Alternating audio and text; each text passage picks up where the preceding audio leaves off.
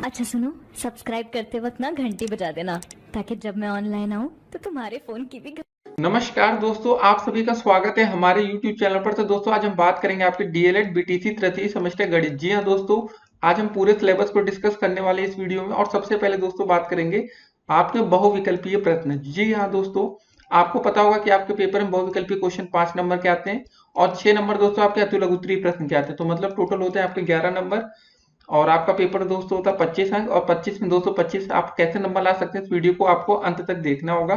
देखिए दोस्तों, हर बार आप लोग पेपर में हर क्वेश्चन को रट्टा मार कर जाते हैं, जो कि काफी गलत है।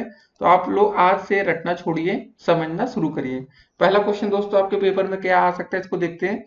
पहला सिंपल सा प्रश्न, अनुपात का चिन्ह क्या होता है? ठीक है, ऐसा क्वेश्चन दोस्तों आपके पेपर में आ सकता है।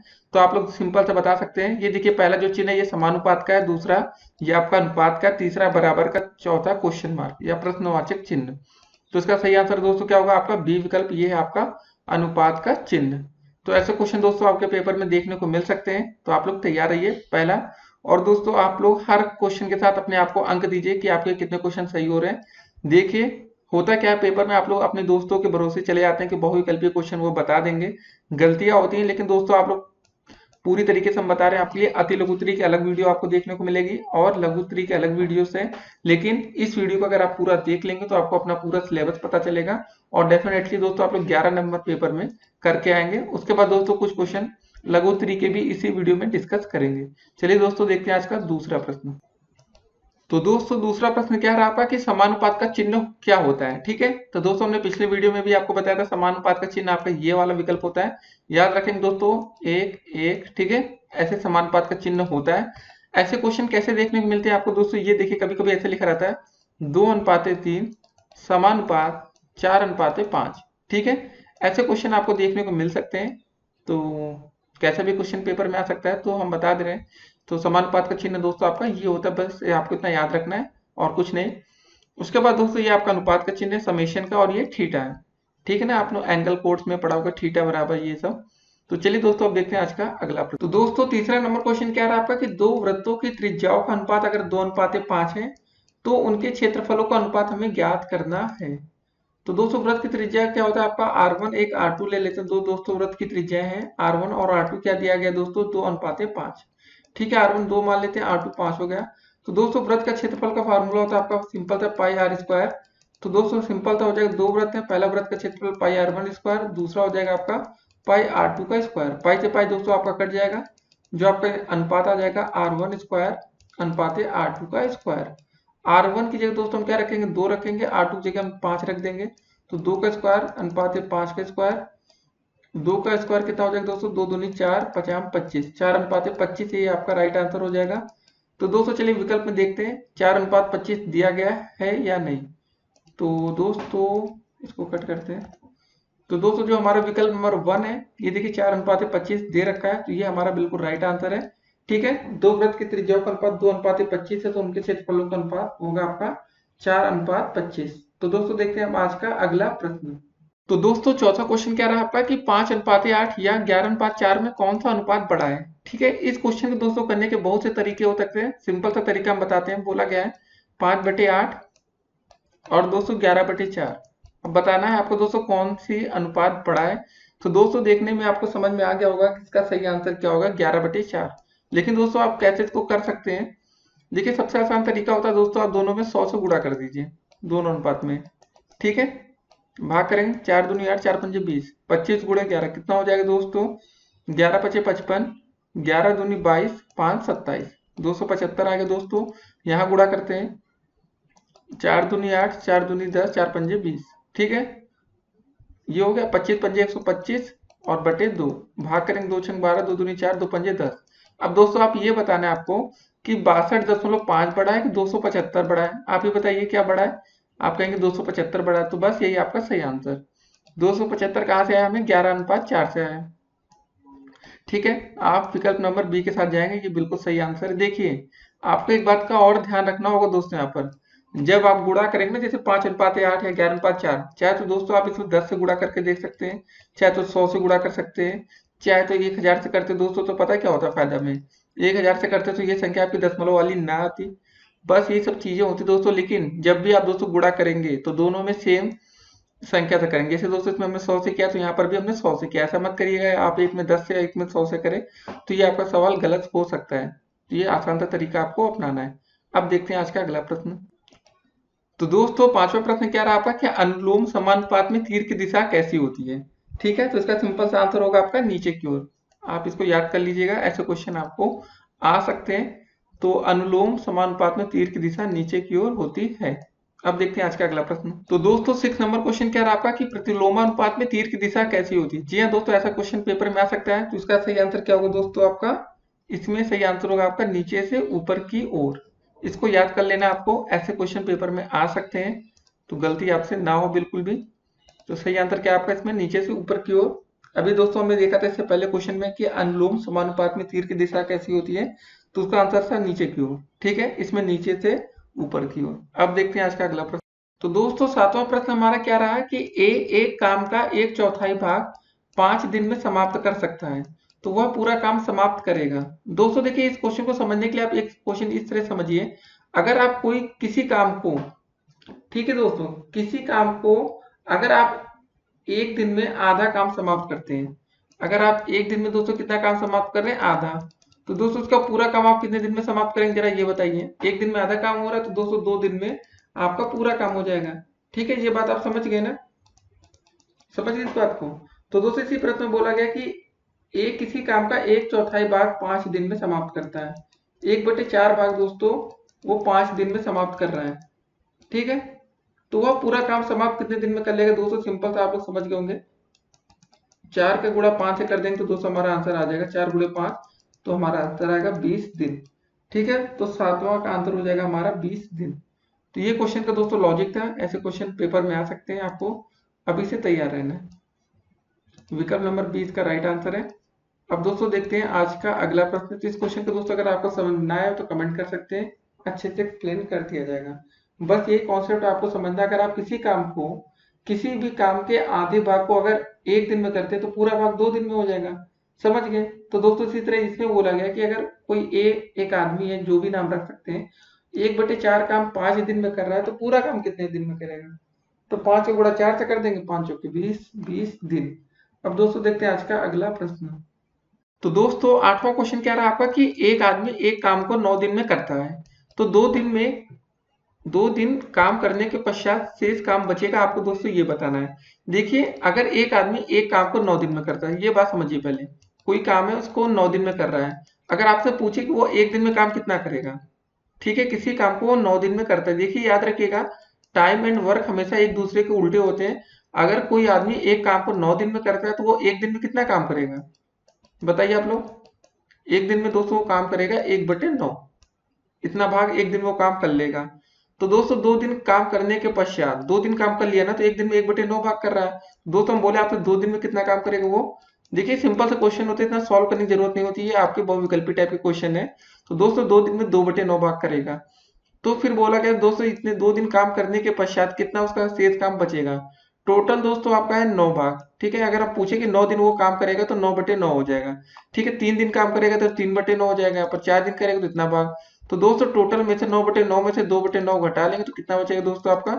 देखिए यहाँ पर हर दोनों में समान है ना 9, तो 9 में से 2 घटाना है, 9 - 2, तो आपका बचा 7/9। बस ये आपका उत्तर हो जाएगा। चलिए, अगर आपको समझ में नहीं है तो अभी हम आपको अच्छे से समझाते हैं, परेशान आपको नहीं होना है। देखिए इस क्वेश्चन में है क्या कि कोई एक आदमी है, एक काम को 9 दिन में करता है। आप एक तरह इस तरह समझिए कि अगर आप कोई काम को, किसी भी काम को 1 हफ्ते में करते हैं, ठीक है, 1 हफ्ते में आपने काम को किया, या मतलब आपने किसी काम को 7 दिन में कर लिया, ठीक है, 1 हफ्ते या 7 दिन, ठीक है, 7 दिन में अगर आप कोई काम करते हैं तो आप उसी काम को एक दिन में कितना करेंगे, 1/7 भाग, इतना ही भाग तो एक दिन में आप कर पाएंगे, है ना। 2 दिन में कितना भाग कर पाएंगे उसी का, 2/7 भाग। 3 दिन में 3/7, टोटल दोस्तों आपका काम होगा 7/7। तो दोस्तों बोला गया कि अगर हम बोलें कि आप 2 दिन काम करके काम करना छोड़ देते हैं, कहते हैं अब हम नहीं करेंगे, तो दोस्तों 2 दिन जो हमने काम कर लिया उसको घटा लेते हैं 7/7 भाग में से, तो कितना बचा 5/7। बस ऐसे ही क्वेश्चन आपका पेपर में ये वाला क्वेश्चन बना था, तो ऐसे क्वेश्चन पेपर में आते हैं। अब देखते हैं आज का अगला प्रश्न। तो दोस्तों नौवां क्वेश्चन क्या है, 80 पैसे और 4 रुपए का अनुपात होगा। 80 पैसे और 4 रुपए, दोस्तों या तो इसको भी रुपए में हम बदल लें या तो 4 रुपए को हम पैसे में बदल लें, तभी ये क्वेश्चन हो सकता है। आपको पता होगा 1 रुपए बराबर कितने पैसे होते हैं, 100 पैसे होते हैं, सभी बच्चों को पता है 1 रुपए बराबर 100 पैसे। तो क्वेश्चन में क्या दिया गया है कि 4 रुपए का अनुपात। तो दोस्तों 4 रुपए बराबर क्या हो जाएगा जरा बताइए आप लोग। तो आप लोग कहेंगे 4 गुणे 100 कर दे, तो 400 पैसे आ जाएंगे। लेकिन हम बिल्कुल बेसिक समझा रहे हैं कि अगर आपको बिल्कुल नहीं आता होगा तो भी आप समझ लीजिए, जिन बच्चों को आता है वो तो अच्छी बात है। 4 रुपए में 400 पैसे। अब देखिए दोस्तों दोनों पैसे पैसे में बन चुका है, 80 पैसे और 4 रुपए का अनुपात। ठीक है, 80 मतलब सिंपल था, 80 बटे 400 कर दीजिए, जो आएगा वही आंसर होगा। ठीक है, एक जीरो से एक जीरो कट गया, 8 एक कम 8, 8 पंजे 40, मतलब आ गया आपका 1/5। अब दोस्तों देखते हैं क्या इस विकल्प में 1/5 दिया गया, या 1/5 में आप क्या लिख सकते हैं दोस्तों, सिंपल था 1:5। ठीक है, नहीं तो आप लोग कहेंगे यार यहाँ तो अनुपात में दिया गया, हमारा बटे में आ रहा आंसर। तो दोस्तों इसका बी विकल्प बिल्कुल सही आंसर है, इसको टिक करेंगे। अब देखते हैं दोस्तों आज का अगला प्रश्न। दोस्तों तो 10वां क्वेश्चन क्या रहा आपका कि 500 मीटर और 5 किलोमीटर का अनुपात होगा। देखिए दोस्तों ये आपका मीटर में दे रखा है, ये किलोमीटर में, तो या तो हम दोनों को किलोमीटर में बना लें या दोनों को हम मीटर में बना लें। आपको दोस्तों एक बात पता होगा कि 1 किलोमीटर बराबर क्या होता है, 1000 मीटर होता है। ठीक है, सभी बच्चों को पता है, लिखेंगे अच्छा से। लेकिन दोस्तों जब ये क्वेश्चन आपका लघुत्तरी या अति लघुत्तरी में अगर तो ऐसे करना है, बहुविकल्पी में तो आपको सिंपल टिक करना होता है, लेकिन आप समझ लीजिए तो बहुत अच्छी बात रहेगी। ठीक है, तो दोस्तों 1 किलोमीटर बराबर 1000 मीटर, तो 5 किलोमीटर बराबर दोस्तों क्या हो जाएगा, 5 का गुणा 1000 से कर देंगे, तो ये दोस्तों आ जाएगा आपका मीटर में, मतलब 5 गुणे 1000 बराबर हो जाएगा, सबको पता है कि 5000 मीटर। ठीक है, अब दोस्तों 500 मीटर और 5 किलोमीटर का अनुपात हम निकाल सकते हैं, क्योंकि देखिए दोस्तों जब हम किसी का अनुपात तब निकाल सकते हैं जब दोनों सेम में हो, जैसे ये मीटर में हो गया और अब ये भी मीटर में, तब इसको हम निकाल सकते हैं। मतलब क्या करना है, 500 बटे 5000, 2 जीरो से 2 जीरो कट गया, 5 एकम 5, 5 दाम 50, आ गया आपका दोस्तों 1/10। यही आपका उत्तर हो जाएगा, इसको यहाँ हम लिख सकते हैं 1:10। ठीक है, ये आपका रहा उत्तर। तो दोस्तों देखते हैं कौन सा विकल्प सही होगा इसमें, 1:10, विकल्प नंबर सी, ये आपका सही आंसर है। अब दोस्तों देखते हैं आज का अगला प्रश्न। तो दोस्तों 11 नंबर क्वेश्चन क्या रहा आपका कि किसी थैले में 50 रुपए, 20 रुपए तथा 5 रुपए के नोटों की संख्या का अनुपात 4:5:6 है। यदि इस थैले में कुल 3300 रुपए हो तो उसमें 50, 20 तथा 5 रुपए की नोटों की संख्या क्या होगी। तो दोस्तों ये बहुत ही अच्छा क्वेश्चन है। ये क्वेश्चन आएगा तो पेपर में आपके 2 अंकों का आएगा, या अति लघुत्तरी या बहुविकल्पी में भी आ सकता है। तो दोस्तों देखिए पहले नोटों की संख्या का अनुपात हमें दिया गया है 4:5:6। ठीक है दोस्तों, कुल कितने नोट है हमारे, मतलब इस थैले में कुल कितने रुपए हमारे, सबसे पहले लिखेंगे दोस्तों 3300 रुपए है आपके टोटल रुपए। और दोस्तों अगर हम सबसे पहले अगर हम 50 रुपए नोटों की संख्या हमें निकालनी है, 50 रुपए की नोटों की संख्या, तो कैसे होगा, नीचे जो अनुपात का होगा दोस्तों उससे गुणा होगा, सीधे 50 का गुणा 4 से होगा। 20 का अनुपात दोस्तों में दिया गया यहाँ पर 5, 20 गुणे 5, प्लस का दोस्तों 5 के गुणा 6 से होगा, इनटू में दोस्तों हम करेंगे पहले 4। तो दोस्तों 50 रुपए की नोटों की संख्या ऐसे निकल जाएगी। सॉल्व करते हैं इसको, कितना हो जाएगा 3300 बटे में कितना होगा 50 चौके 200, 20 पंजे 100, 300 हो गया, 6 पंजे 30। ठीक है दोस्तों 100, 200, 330, ठीक है, अपॉन में 330 आ जाएगा, और गुणे में दोस्तों यहाँ पर कितना है आपका 4। दोस्तों क्या हो जाएगा, एक जीरो से एक जीरो कट गया, ये 10 बार जाएगा, 10 गुणे 4 40। तो दोस्तों हमें पता चल चुका है कि आपके जो 50 रुपए की नोटों की संख्या वो 40 होगा। तो दोस्तों एक बात ये कंफर्म हो गया कि जो आपका राइट आंसर होगा या विकल्प 1 में होगा या तो विकल्प 2 में होगा। अब दोस्तों जरा हम 20 रुपए की नोटों की संख्या निकाल लेते हैं तो हमें आंसर क्लियर हो जाएगा। इसके लिए दोस्तों टोटल पैसा लिख लेते हैं 3300 रुपए। 20 रुपए के लिए दोस्तों हमारा अनुपात क्या रहेगा आपका, ये देखिए यहाँ पर 5 लिखा है ना, 20 का है, तो गुणे में यहाँ 5 हो जाएगा, और पान में दोस्तों आपका यही आएगा जो यहाँ पर लिखा 50 गुणे 4, ये सब। तो दोस्तों इसकी वैल्यू आई थी आपके 330 रुपए। एक जीरो से एक जीरो कट गया, ये 10 बार जाएगा पहाड़ आपका, 10 गुणे 5 बराबर होगा आपका 50। ठीक है दोस्तों, तो दोस्तों हमारा विकल्प नंबर ए बिल्कुल राइट आंसर है, क्योंकि इसमें 40 के बाद 50 दिया गया है, इसमें 60 दिया है, तो ये तो आंसर सही हो नहीं सकता। तो इस क्वेश्चन का जो दोस्तों राइट आंसर है हमारा विकल्प नंबर ए है। चाहे इसको क्रॉस चेक और कर सकते हैं। अगर हम 5 रुपए के नोटों की संख्या निकालना है तो क्या करेंगे दोस्तों, हम लोग सिंपल था 3300 टोटल नोटों जो रुपए दिया गया गुणे 5, गुणे में क्या करेंगे दोस्तों, यहाँ जरा देखें लास्ट में हमारा 6 दिया गया ना अनुपात, गुणे में दोस्तों 6 कर देंगे, बटे में आपका आ जाएगा 330। एक जीरो से जीरो कट गया, 10 बार आपका ये पहाड़ आ जाएगा, 10 गुणे 6 हो जाएगा आपका 60। ठीक है, ये आ गया 60 आंसर। तो विकल्प में दोस्तों देख लेते हैं। जी हाँ दोस्तों, देखिए 40, 50 और 60, ये आपका बिल्कुल सही आंसर है। तो ऐसे क्वेश्चन दोस्तों आपके अनुपात समानुपात से आ सकते हैं, ध्यान में रखना है। इससे कठिन दोस्तों क्वेश्चन नहीं बनेगा बीटीसी लेवल पर। अब दोस्तों देखते हैं आज का अगला प्रश्न। तो दोस्तों 12 नंबर क्वेश्चन क्या रहा आपका कि 3 और 12 का तृतीय अनुपाती ज्ञात कीजिए। तो दोस्तों थोड़ी देर के लिए मान लेते हैं आपका तृतीय अनुपाती x है। तो कैसे होगा दोस्तों, 3 अनुपाते 12 लिख सकते हैं, फिर समानुपात का चिन्ह लगेगा, फिर यहाँ आ जाएगा 12 अनुपाते x। तो दोस्तों हमने आपको बताया कि बाहर का गुणा बाहर से होगा, अंदर का गुणा अंदर से होगा। 12 गुणे 12 कितना हो जाएगा दोस्तों आपका, जो भी होगा दोस्तों इंटू 3 इंटू एक्स, आपका 12 गुणे 12 144 बराबर 3x। ठीक है दोस्तों, तो आपके x की वैल्यू कितनी हो जाएगी 144 बटे 3। 3 चौके 12, 2 4 3 नोटे 24। तो दोस्तों हमारी x का मान आ जाएगा यहाँ से 48। ये दोस्तों आपका तृतीय अनुपाती हो जाएगा। तो ऐसे क्वेश्चन आपके पेपर में आ सकते हैं, तो आपको तैयार रहना है कि आप एक भी प्रश्न गलत ना कर पाए पेपर में। तो सिंपल सा क्वेश्चन था दोस्तों, तो आपका तृतीय अनुपाती 48 आ गया। अब दोस्तों देखते हैं आज का अगला प्रश्न।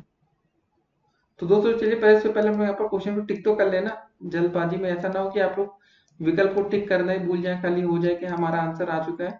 अब दोस्तों देखते हैं आज का अगला प्रश्न। तो दोस्तों 13 नंबर क्वेश्चन क्या रहा आपका कि 3, 12, 15 का चतुर्थानुपाती ज्ञात करें।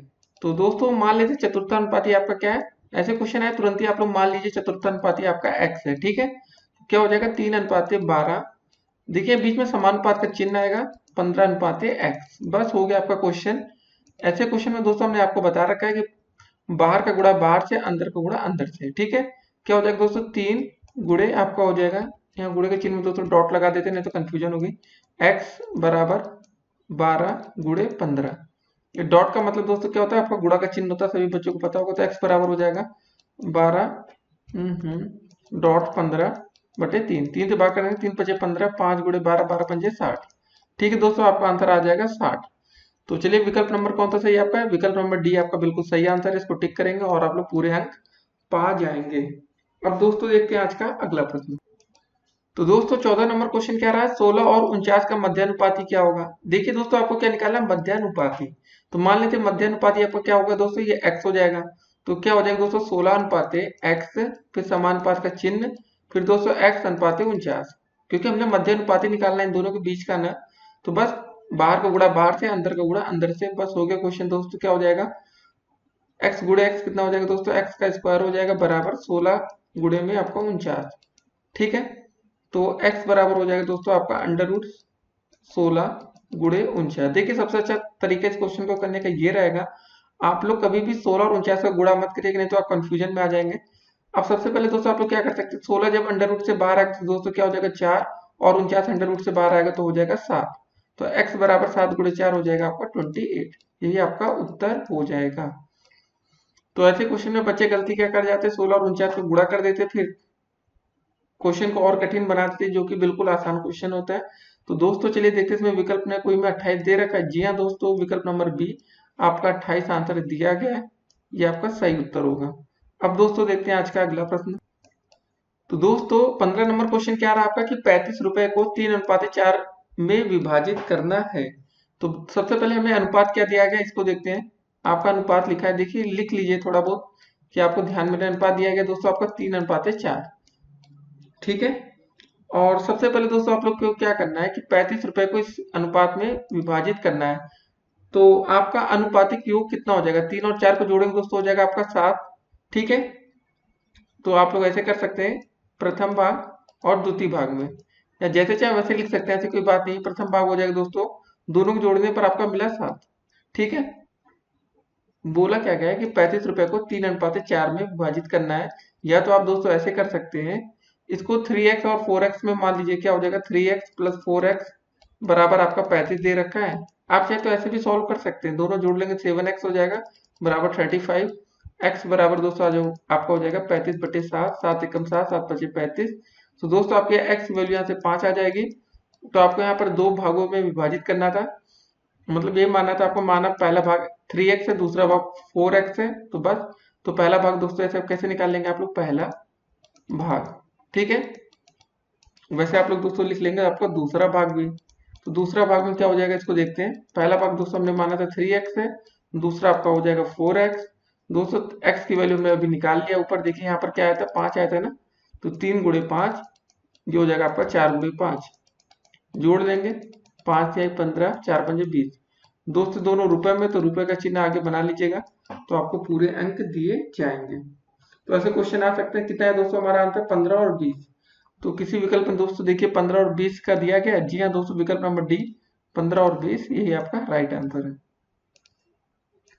देखिए दोस्तों ये वाला जो हमने तरीका पहले अपना रहे थे कि मान लेते दोनों का अनुपातिक योग हमारा 7 आ रहा था, तो प्रथम भाग दोस्तों आपका क्या हो जाता, सिंपल था। आप लोग क्या करते दोस्तों प्रथम भाग निकालने के लिए 3 × 35/7, 7×5 = 35, 5×1 = 15 आ जाता। और दूसरा भाग दोस्तों ऐसे हम लोग निकाल लेते, दूसरा भाग ये कैसे आ जाता आपका 4×35/7, 7×5 = 35, 4×5 = 4×5 = 20 रुपए।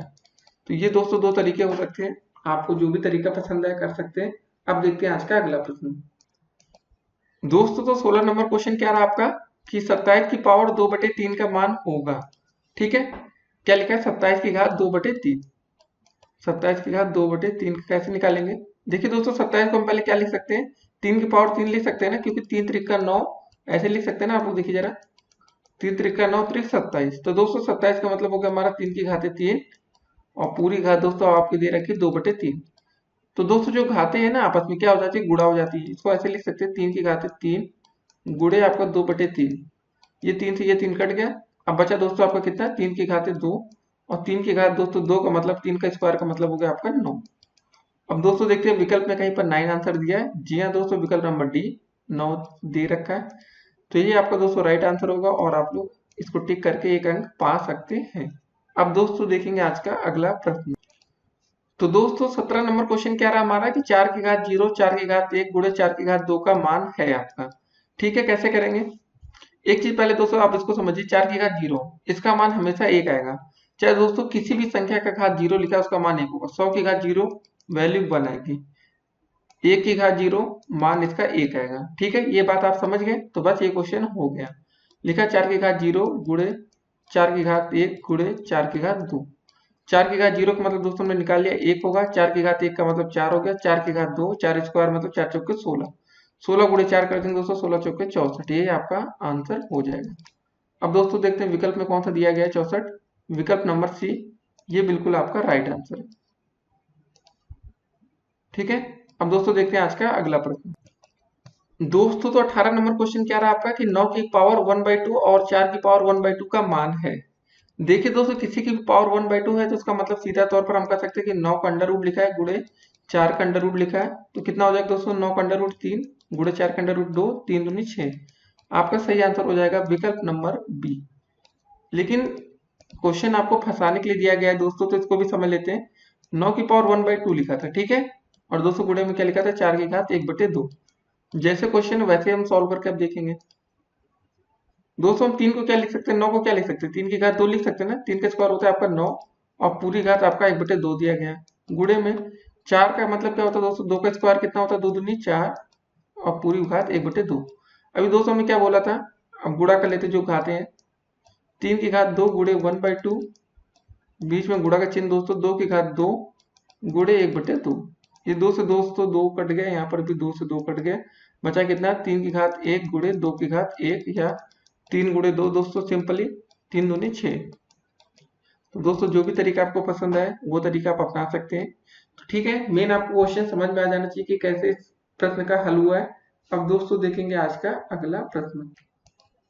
दोस्तों तो 19 नंबर क्वेश्चन क्या रहा आपका कि 125 की पावर 1/3 को मूल रूप में व्यक्त करेंगे, कैसे करेंगे। 4 विकल्प आपके सामने दिए गए। ठीक है, जब दोस्तों खाली अंडर रूट का चिन्ह लगा हो तो वहां पर कुछ ना लिखा हो, तो दोस्तों इसका मतलब होता है आपका 1/2। यहाँ पर 1/2 नहीं होता दोस्तों, यहाँ पर आपका 2 होता है खाली। और अगर आप ऐसे लिखते हैं जैसे कि 125, इसको अंडर रूट में दोस्तों लिखे तो इसको हम सिंपली ऐसे भी लिख सकते हैं 125 की पावर 1/2। ठीक है, और पहला विकल्प दोस्तों हमारा दिया गया है कि 125 अंडर रूट के बाहर क्या लिखा है दोस्तों 3 लिखा है ना, ये तो बस ये आपका सही आंसर हो जाएगा, बस यही लिखा गया और कुछ नहीं करना था इस क्वेश्चन में। विकल्प नंबर बी सही आंसर है। क्योंकि दोस्तों देखिए क्या होता है, अगर ऐसे लिखा है 125 की पावर 1/4, ठीक है, अगर ऐसे लिखा है तो इसको हम लिखेंगे ऐसे, अंडर रूट के अंदर 125 बाहर आ जाएगा आपका 4, ठीक है, सिर्फ 4 आएगा।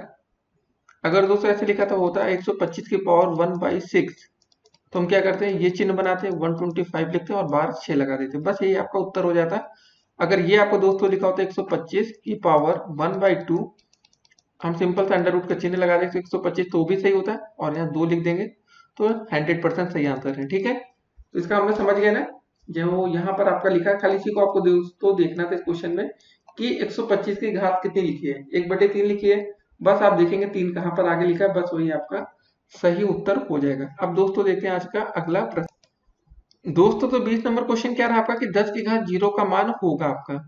अभी दोस्तों हमने थोड़ी देर पहले आपको बताया था किसी की घात अगर 0 ऐसे लिखा है, 10 की घात 0 का मतलब 1, अगर दोस्तों 1 की घात 0 तो भी इसकी वैल्यू 1, 2 की घात 0 दोस्तों तो भी इसका मान 1, हमेशा दोस्तों इसका मान 1 आएगा, कभी 0 तो नहीं आने वाला, नहीं तो आप लोग गलती कर जाए। इसका विकल्प नंबर 1 ए सही होगा। अब दोस्तों देखते हैं आज का अगला प्रश्न। तो दोस्तों 21 नंबर क्वेश्चन क्या रहा आपका कि x की पावर m फिर दोस्तों इसकी पावर n है का मान होगा। 4 विकल्प आपके सामने दे रखे हैं, ठीक है दोस्तों।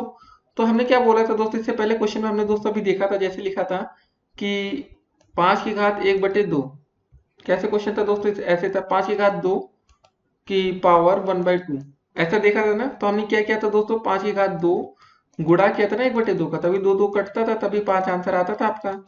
तो यहाँ पर दोस्तों क्या लिखा हुआ है, एक्स की पावर m की पावर n, ठीक है, सिंपल सा दोस्तों इसको हम क्या करेंगे, गुणा करेंगे, एक्स की पावर m इंटू एन, तो आपका आंसर आ जाएगा एक्स की पावर m n।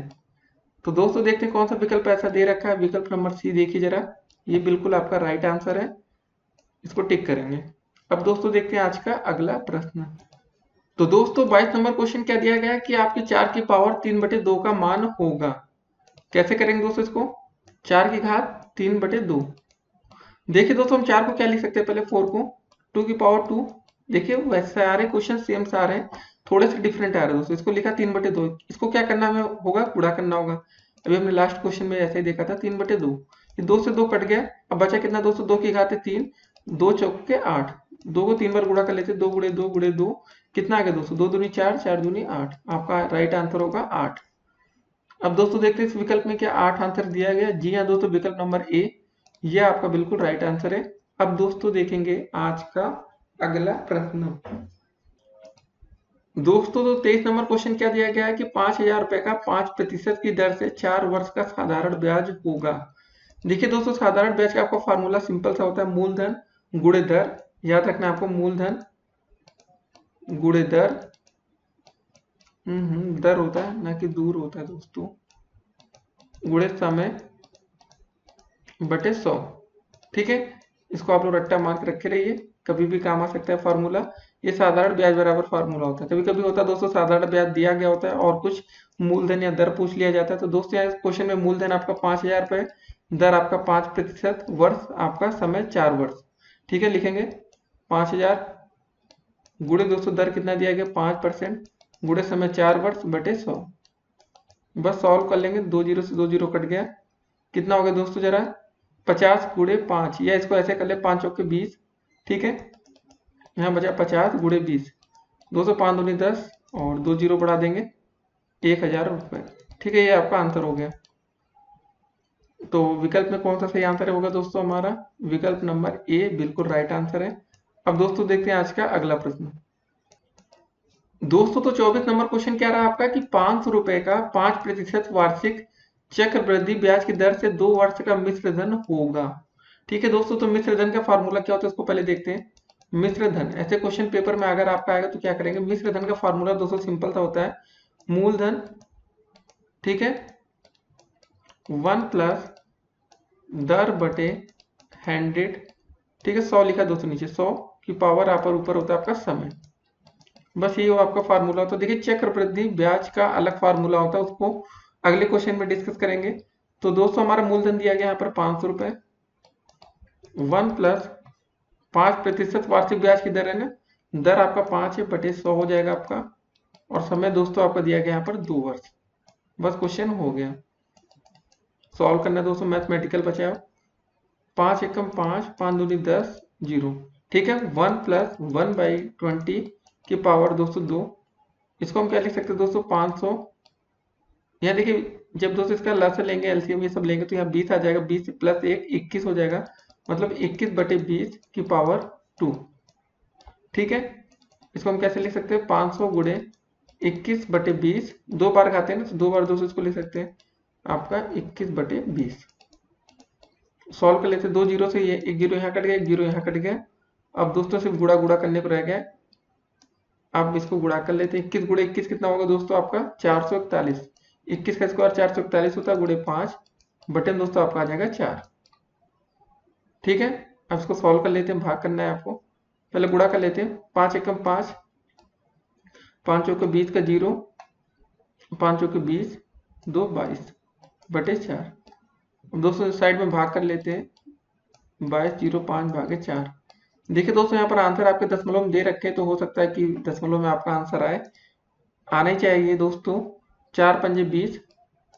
ठीक है, यहाँ 2 बचा 0, फिर 4 पंजे 20, ये कट गया। ठीक है, यहाँ बचा 5, फिर 4 एकम 4। ठीक है दोस्तों, यहाँ 1 आएगा, फिर यहाँ दशमलव लगेगा, 0 आएगा, 4 दूनी 8, और आपके यहाँ 2 बचा, 0 बढ़ जाएगा, दशमलव लगाया तो 4 पंजे 20। ठीक है, ये कट गया। तो ये रहा क्वेश्चन दोस्तों, पूरा आपका आंसर आ गया 551.25। तो इतना लंबा क्वेश्चन था।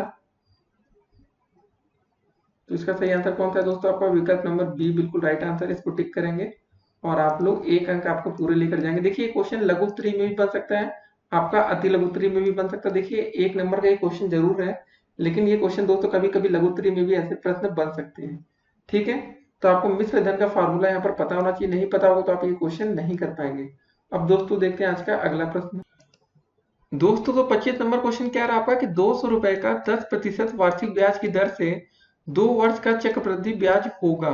इसको कैसे करेंगे, देखिए चक्रवृद्धि ब्याज का क्वेश्चन आपके सामने आ चुका है। तो इसका फार्मूला दोस्तों जो होता है चक्रवृद्धि ब्याज बराबर आप लोग लिख लीजिएगा मूलधन।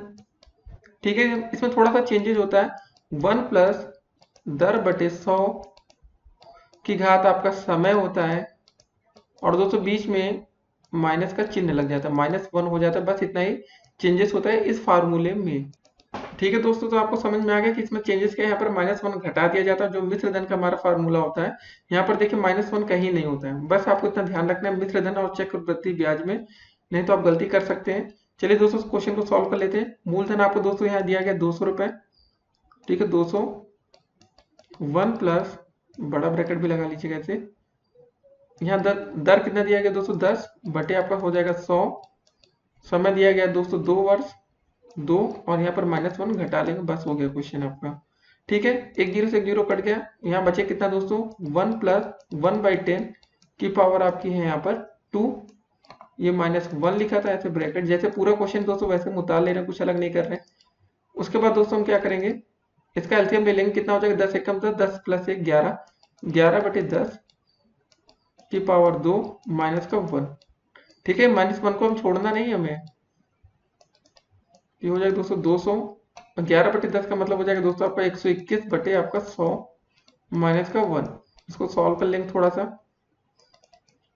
200, 121 दोस्तों यहाँ -100 चला जाएगा ना, एलसीएम ले लिया हमने सब कुछ, बटे 100। अब क्या करेंगे, बस सिंपली दोस्तों लिख दीजिए 200, 121 में 100 घटा कितना बचेगा 21 बचेगा, बचे 100। ठीक है, 2 जीरो से 2 जीरो कट गया, 21 गुणे 2 हो गया आपका 42 रुपए। ये आपका दोस्तों आपका हो जाएगा उत्तर, कितना आ जाएगा 42 रुपए। ठीक है, कैसा है समझ गए ना, 121 में से 100 घटाएंगे तो यहाँ हमारा बचा 21, 100 नीचे था ही और 200 ये था। अब देखते हैं विकल्प में कहीं 42 दिया गया है या नहीं। जी हाँ दोस्तों, विकल्प नंबर डी हमारा बिल्कुल सही आंसर है। बस आपको इसमें क्या था, फार्मूला आपको पता होना चाहिए। देखिए क्वेश्चन 1 नंबर भी बन सकता है, आपका 2 अंकों में भी बन सकता है, तो तैयार रहना आपको। अब देखते हैं आज का अगला प्रश्न। तो दोस्तों 26 नंबर क्वेश्चन क्या रहा आपका कि किस मूलधन का 10% वार्षिक चक्रवृद्धि ब्याज की दर से 2 वर्ष में मिश्र धन 130 रुपए हो जाएगा। देखिए दोस्तों किस मूलधन, मूलधन में हमारा क्वेश्चन मार्क हो गया, मिश्र धन हमें दिया गया, तो हमने मिश्र धन का फार्मूला भी पढ़ा था इससे एक क्वेश्चन पहले। मिश्र धन बराबर दोस्तों होता है आपका, क्या होता है बताइए आप लोग जरा, मूलधन। ठीक है, फिर क्या था दोस्तों आपका ब्रैकेट में 1 प्लस दर बटे फिर दूर दोस्तों हमने गलती से लिख दिया 10/100 गुणे का आपको ऊपर होता है घाते समय। ठीक है, ये क्वेश्चन हो गया सॉल्व अगर आपने इतना फार्मूला ही लिख लिया। मूलधन दोस्तों हमें नहीं पता, इसको मान लेते हैं एक्स है आपका मूलधन। चलिए एक्स नहीं मानेंगे, पी मान लेते हैं, पी फॉर कुछ भी। मिश्र धन दोस्तों आपको दिया गया 130 रुपए, और यहाँ हो जाएगा 1 प्लस दर आपको दोस्तों कितना दिया गया 10% है ना वार्षिक ब्याज, 10/100 समय दिया गया दोस्तों, यहाँ पर देख लेंगे आप लोग बड़ा बड़ा 2 वर्ष। ठीक है, हो गया क्वेश्चन दोस्तों। अगर आपने इतना कर लिया तो समझ लीजिए आपको 1 नंबर तो मिल गए। अगर ये आपका लघु उत्तरी में आएगा स्टेप वाइज मार्किंग के। एक जीरो से एक जीरो कट गया, कितना बचा दोस्तों 1 प्लस 1/10 के घाते 2, 130 वैसे लिख देंगे पी। दोस्तों जब इसके घात एलसीएम लेंगे लसा 10 हो जाएगा दोस्तों, 10 प्लस ये कितना हो जाएगा 11/10 की घाते 2। ठीक है ना, जोड़ना तो आप लोग को आता ही होगा, नहीं आता चलिए देख लेते हैं कैसे जोड़े हमने। 1 प्लस 1/10 लिखा है। ठीक है दोस्तों, इसका क्या हो जाएगा, दोनों में लसा ले लेंगे आपका 10 हो जाएगा। ठीक है, कितना हो जाएगा यहाँ से 10 बार हो जाएगा भाग 10 प्लस 1 बचा आपका 11/10। तो अब क्या करेंगे दोस्तों यहाँ पर, आइए देखते हैं। ये लिखा आपका 130 बराबर पी, 11 का स्क्वायर दोस्तों कितना होता है आपका, जो भी होता है इसको मत लिखेंगे, 11 गुणे 11 लिख लेंगे बटे आपका 10 गुणे 10। ठीक है, इसको साइड करते हैं। अब दोस्तों हम लोग क्या करने वाले हैं, इसका त्रिज्या गुणा कर देते हैं।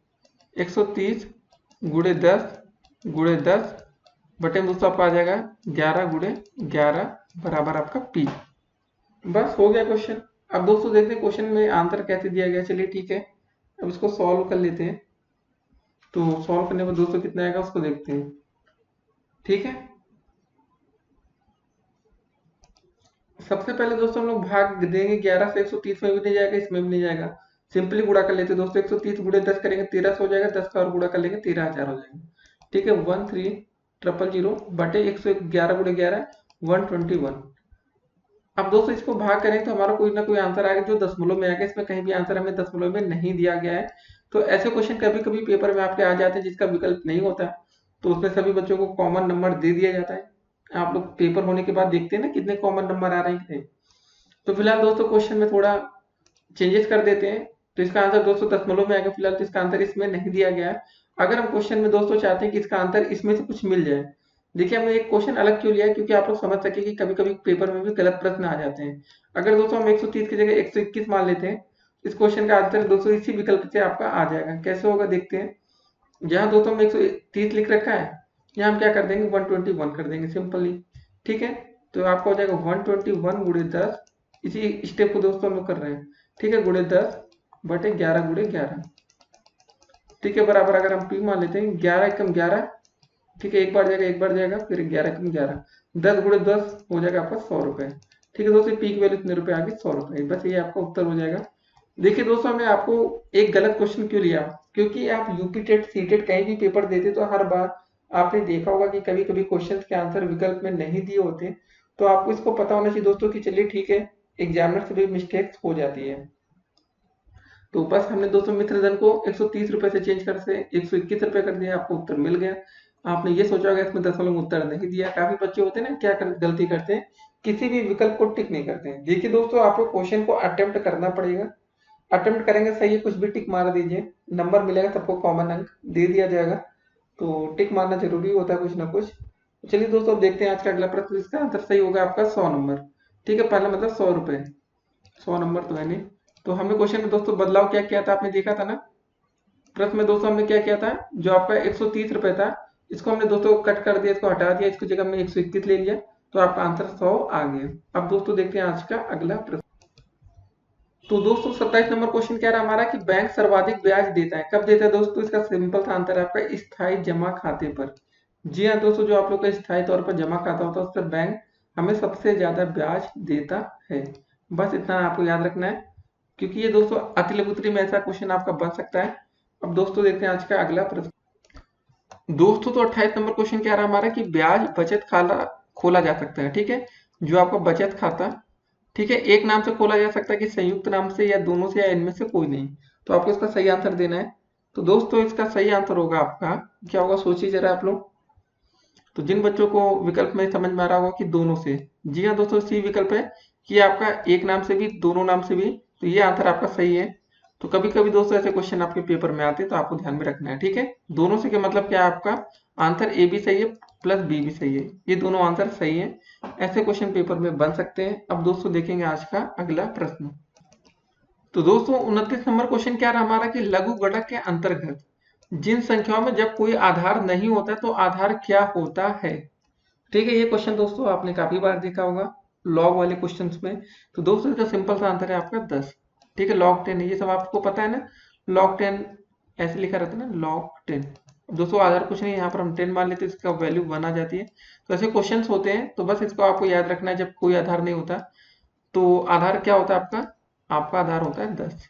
अब दोस्तों देखते हैं आज का अगला प्रश्न। तो दोस्तों 30 नंबर क्वेश्चन क्या रहा आपका कि जब पूंजी को प्रायः समान मूल्य की इकाइयों में बांट दिया जाता है तो इस प्रत्येक इकाई को क्या कहते हैं। तो ये तो बहुत अच्छा आंसर है दोस्तों, इसका आंसर सही आंसर है आपका शेयर। तो शेयर तो आपने सुन रखा होगा ना सभी बच्चों ने, तो इसका राइट आंसर है आपका विकल्प नंबर सी, शेयर। अब दोस्तों देखेंगे आज का अगला प्रश्न। और दोस्तों आप लोग कमेंट करके जरूर बताइएगा कि आपके पहले 30 क्वेश्चन में कितने आंसर सही हुए। क्या 30 में से दोस्तों आपके 10 क्वेश्चन सही कर लेंगे तो अच्छी बात है। जिन बच्चों से 5 क्वेश्चन सही हुए वो भी अच्छी बात है, और जिन बच्चों से 30 में 30 क्वेश्चन सही हुए वो तो भाई बधाई के पात्र हैं। अब दोस्तों देखते हैं आज का अगला प्रश्न। तो दोस्तों 31 नंबर क्वेश्चन क्या रहा आपका कि यदि 4% वार्षिक दर से 2 वर्ष के लिए साधारण ब्याज 60 रुपए हो तो मूलधन क्या होगा। तो दोस्तों अपने साधारण ब्याज का फार्मूला पढ़ रखा है। साधारण ब्याज बराबर क्या होता है, इसका फार्मूला दोस्तों हमने पढ़ा तभी, मूलधन गुणे दर गुणे समय बटे में 1000। ठीक है दोस्तों, इसका सिंपल सा फार्मूला यही होता है। तो दोस्तों हमने देखा कि इस क्वेश्चन में हमें दे रखा है साधारण ब्याज 60 रुपए, तो यहाँ पर दोस्तों हम लोग 60 लिख देंगे। मूलधन दोस्तों हमें निकालना है, तो मूलधन की जगह दोस्तों हम लोग मूलधन ही लिख देते हैं, या तो पी लिख सकते हैं, जो भी मन करे। दर दोस्तों में दिया गया 4%, 4, समय दोस्तों 2 वर्ष गुणे 2 बटे में दोस्तों आपका हो जाएगा 100। और यहाँ पर दोस्तों आपका 1000 नहीं होगा, यहाँ पर होगा आपका 100 बटे में। ठीक है, फार्मूले में होता है 100। ठीक है ना, PRT बटे 100 याद रखना है, गलती ना हो। तो दोस्तों चलिए ठीक है, 100 को गुणा फिर एक हो जाएगा 60 गुणे 100 हो जाएगा आपका बराबर दोस्तों मूलधन की जगह हम P लिख देते हैं, इंटू R की जगह दोस्तों 4 गुणे 2 हो जाएगा 8। ठीक है, अब दोस्तों ये 8 भाग यहाँ पर आ जाएगा, भाग में 60 बटे 100 बटे 8 गुणे P। 4 दूनी 8, 4 दूनी 8, 4 पंजे 20, 30 पर दोस्तों ये भाग में जाएगा, 25 या 75 होता है, 750 हो जाएगा बराबर P। तो 750 रुपए। ठीक है दोस्तों, तो आपका मूलधन आ गया 750 रुपए, जिसका दोस्तों आपको साधारण ब्याज 60 रुपए मिल रहा था 2 साल में। तो यही इसका सही आंसर होगा। क्या होगा आपका सही आंसर, 750 रुपए। तो दोस्तों आप लोग अच्छे अच्छे क्वेश्चंस को अच्छे से स्टडी करते रहिए कि भाई कोई क्वेश्चन आपका पेपर में है तो गलत ना हो पाए। तो एक अच्छा क्वेश्चन था दोस्तों जिसमें आपने अभी मूलधन निकालना सीख लिया। ठीक है, अब दोस्तों देखते हैं आज का अगला प्रश्न। तो दोस्तों 32 नंबर हमारा प्रश्न क्या रहा कि कितने समय में 500 रुपए 4% वार्षिक ब्याज की दर से 620 रुपए हो जाएगा। अब दोस्तों देखिए बात हो गई है कि हमें समय निकालना, टाइम हमें नहीं दिया गया है, यहाँ पर समय क्वेश्चन मार्क है। और दोस्तों 500 रुपए आपका साधारण ब्याज की दर से 620 रुपए हो जाएगा। तो दोस्तों सबसे पहले हमें साधारण ब्याज निकालना होगा इस क्वेश्चन के लिए। साधारण ब्याज दोस्तों हमारा कैसे निकल जाएगा, आइए देखते हैं। साधारण ब्याज बराबर सिंपल था 620 रुपए हो गया था ना, और आपका मूलधन था 500 रुपए, इसमें घटा लेते दोस्तों हमें पता चल गया कि हमारा 120 रुपए जो आया था ये है साधारण ब्याज। ठीक है, तो चलिए फार्मूला यूज कर लेते हैं वही। साधारण ब्याज बराबर आपका क्या होता है दोस्तों, आपने देख ही रखा है, याद रखिएगा एक ही फार्मूला, घुमा घुमा कर ना लिखिए नहीं तो भूल सकते हैं आप लोग। साधारण ब्याज बराबर आपका होता है मूलधन गुणे दर गुणे समय बटे में आपका 100। ठीक है, साधारण ब्याज की जगह दोस्तों अभी हमने निकाल लिया आपका साधारण ब्याज कितना है 120 रुपए। यहाँ पर दोस्तों लिख देंगे 120। आपका मूलधन दोस्तों कितना दे रखा है 500 रुपए, 500 गुणे दर दोस्तों आपका दे रखा है, यहाँ देखिए 4% है ना, 4 गुणे दोस्तों समय नहीं दिया गया, इसको हम टी मान लेते हैं, बटे में आपका हो जाएगा 100। 2 जीरो कट गया, 5 गुणे 4 कितना होगा दोस्तों, देखिए 120 बराबर 5 के 20 इंटू में टी। दोस्तों यहाँ से भाग कर लेंगे, जीरो से जीरो कट गया, 2 एक कम 2, 2 छंगे 12। तो दोस्तों आपका टी बराबर आ जाएगा आपका 6 वर्ष। समय कितना आ गया 6 साल। ठीक है, यही आपका उत्तर हो जाएगा। तो ऐसे क्वेश्चन अगर दोस्तों पेपर में आए तो आप लोग बिल्कुल भी डरिएगा मत और अच्छे से इन क्वेश्चन को हल करके आएंगे आप लोग। तो दोस्तों हमने सोचा कि आपको कुछ अलग तरह का क्वेश्चन देते हैं जिसमें आपका साधारण ब्याज ना दे रखा हो और आपका समय भी नहीं दिया था, तो आप लोग इस तरह के क्वेश्चन भी पेपर में सॉल्व कर पाएंगे। अब दोस्तों देखते हैं आज का अगला प्रश्न। तो दोस्तों 33 नंबर क्वेश्चन क्या रहा आपका कि यदि a बराबर आपका कर्ली ब्रैकेट में दिया गया, b बराबर ये दिया गया है, तो आपको a इंटरजेक्शन b का मान बताना है। देखिए दोस्तों, जब इस चिन्ह का प्रयोग हो जाए तो आपको जो दोनों में कॉमन होगा बस वही आंसर आपका होगा। तो हमारा a बराबर क्या दिया गया है, ए बी सी डी, और b बराबर एक्स वाई ए। तो दोस्तों दोनों में कॉमन क्या दिख रहा है, a इसमें भी है, a और इसमें भी है, a और b दोनों में a है ना। तो हमारा a इंटरजेक्शन b बराबर क्या हो जाएगा दोस्तों, कर्ली ब्रैकेट बनाएंगे, दोनों में जो कॉमन होगा बस उसी को आंसर लिख देंगे, बस कर्ली ब्रैकेट क्लोज। तो आपका विकल्प नंबर सी बिल्कुल राइट आंसर है इस क्वेश्चन के लिए। ठीक है, यही आपको ध्यान में रखना था, बस और कुछ नहीं करना था। कभी कभी क्वेश्चन में दोस्तों ये वाला जो चिन्ह की जगह अगर दोस्तों ये पूछ लिया जाता है ए यूनियन बी, तो दोस्तों आपको क्या करना होता है, जो दोनों में सबको लिखना पड़ता है। ए बी सी डी तो लिखते हैं और एक्स वाई और लिखते हैं। क्या लिखते हैं दोस्तों इसका answer, A B C D X और वाई। ठीक है, हमने एक ही क्वेश्चन से दो क्वेश्चन के आपके आंसर बता दिए। तो कभी कभी क्वेश्चन ऐसा भी पूछा जा सकता है ए यूनियन बी, तो दोस्तों इसमें क्या मतलब होता है, जो ए में वो भी लिखेंगे, जो बी में वो भी लिखेंगे। अब दोस्तों जैसे ए यहाँ पर 2 बार आ रहा, तो ये नहीं कि 2 बार लिखेंगे, आप एक ही बार लिखेंगे। ठीक है, अब दोस्तों देखते हैं आज का अगला प्रश्न। तो दोस्तों अब 34 नंबर क्वेश्चन देखने वाले हैं। यदि ए बराबर दिया गया आपका 1 3 5 7 9, ठीक है, 7 और 11 जो भी दोस्तों दिया गया, और बी बराबर दोस्तों में दिया गया है 3 6 9 और 12। तो हमें दोस्तों बताना है b माइनस ए का मान क्या होगा। ठीक है दोस्तों, हमें बताना है b माइनस ए, क्या बताना है हमें, b माइनस का ए। दोस्तों देखिए b माइनस ए का मतलब क्या है, सबसे पहले हम b को लिख लेते हैं, 3 6 9 और 12। ठीक है, माइनस का चिन्ह लगा देते हैं बीच में जैसे क्वेश्चन दिया गया। ए में क्या है, 1 3 5 9 7 है, 7 को पहले लिख लेते हैं, 7 9। ठीक है, उससे कोई फर्क नहीं, जैसे क्वेश्चन में था वैसे लिख लेते हैं। ये हमारा क्वेश्चन हो गया दोस्तों। ठीक है, ये हमारा प्रश्न था, ये में दिया गया है। अब दोस्तों b माइनस ए का मतलब क्या होगा, जो हमारा b में होगा। पहले क्या दोस्तों देखिए कॉमन क्या क्या है दोनों में, आपका 3 यहाँ पर है, 3 यहाँ पर है। उसके बाद दोस्तों आपका कॉमन हो रहा है, यहाँ पर भी 9 है दोनों में, यहाँ पर भी 9 है। अब दोस्तों देखिए b में आपका 6 और 12 है, इसमें 6 और 12 नहीं है। जब b में से a घटाएंगे तो दोस्तों आपका बचेगा क्या, एक तो पहले 6 बचेगा। ठीक है, जब आप घटा देंगे 3 और 9 तो मान लेते हैं आपका कट गया, तो 6 बचा और 12 बचे, बस ये आपका आंसर होगा। जब आप बड़े बी में से ए घटा रहे तो दोस्तों जो बी में बचेगा बस वही आपका उत्तर होगा। ये बात आप लिख कर रख लीजिए, याद रखना है। अगर ए में से बी को घटाते हैं तो जो जो कट जाता है दोस्तों उसको तो लिखते ही, उसको हटा देते हैं, मतलब जो बचता वही आपका आंसर होता है। ठीक है, बी माइनस ए का मतलब आप बहुत अच्छे से समझ गए होंगे कि हमारा 3 और 9 दोनों में था, तो ये कट गया हट गया, अब बचा हमारा 6 और 12, बस उसी को लिखेंगे। अब दोस्तों ये नहीं कि एक भी लिखेंगे, क्योंकि हम बी में से ए को घटा रहे हैं, ए से बी को नहीं घटा रहे हैं। तो जो हमारी वैल्यू बी वाले कोष्टक में बचेगी वही हमारा उत्तर होगा। अब दोस्तों देखते हैं विकल्प कौन सा सही है हमारा। विकल्प नंबर ए बिल्कुल राइट आंसर, इसको टिक करेंगे और आप लोग एक नंबर अपना लेकर जाएंगे। 2 नंबर में आ गया तो अच्छी बात है। ठीक है, अब दोस्तों देखते हैं आज का अगला प्रश्न। तो दोस्तों 35 नंबर हमारा क्वेश्चन क्या रहा कि -1 और +1 के बीच धन पूर्णांक का कौन सा समुच्चय है। ठीक है, इसका सिंपल सा आंसर होगा आपका रिक्त समुच्चय। इसको आपको याद रखना है, ध्यान में रखना है।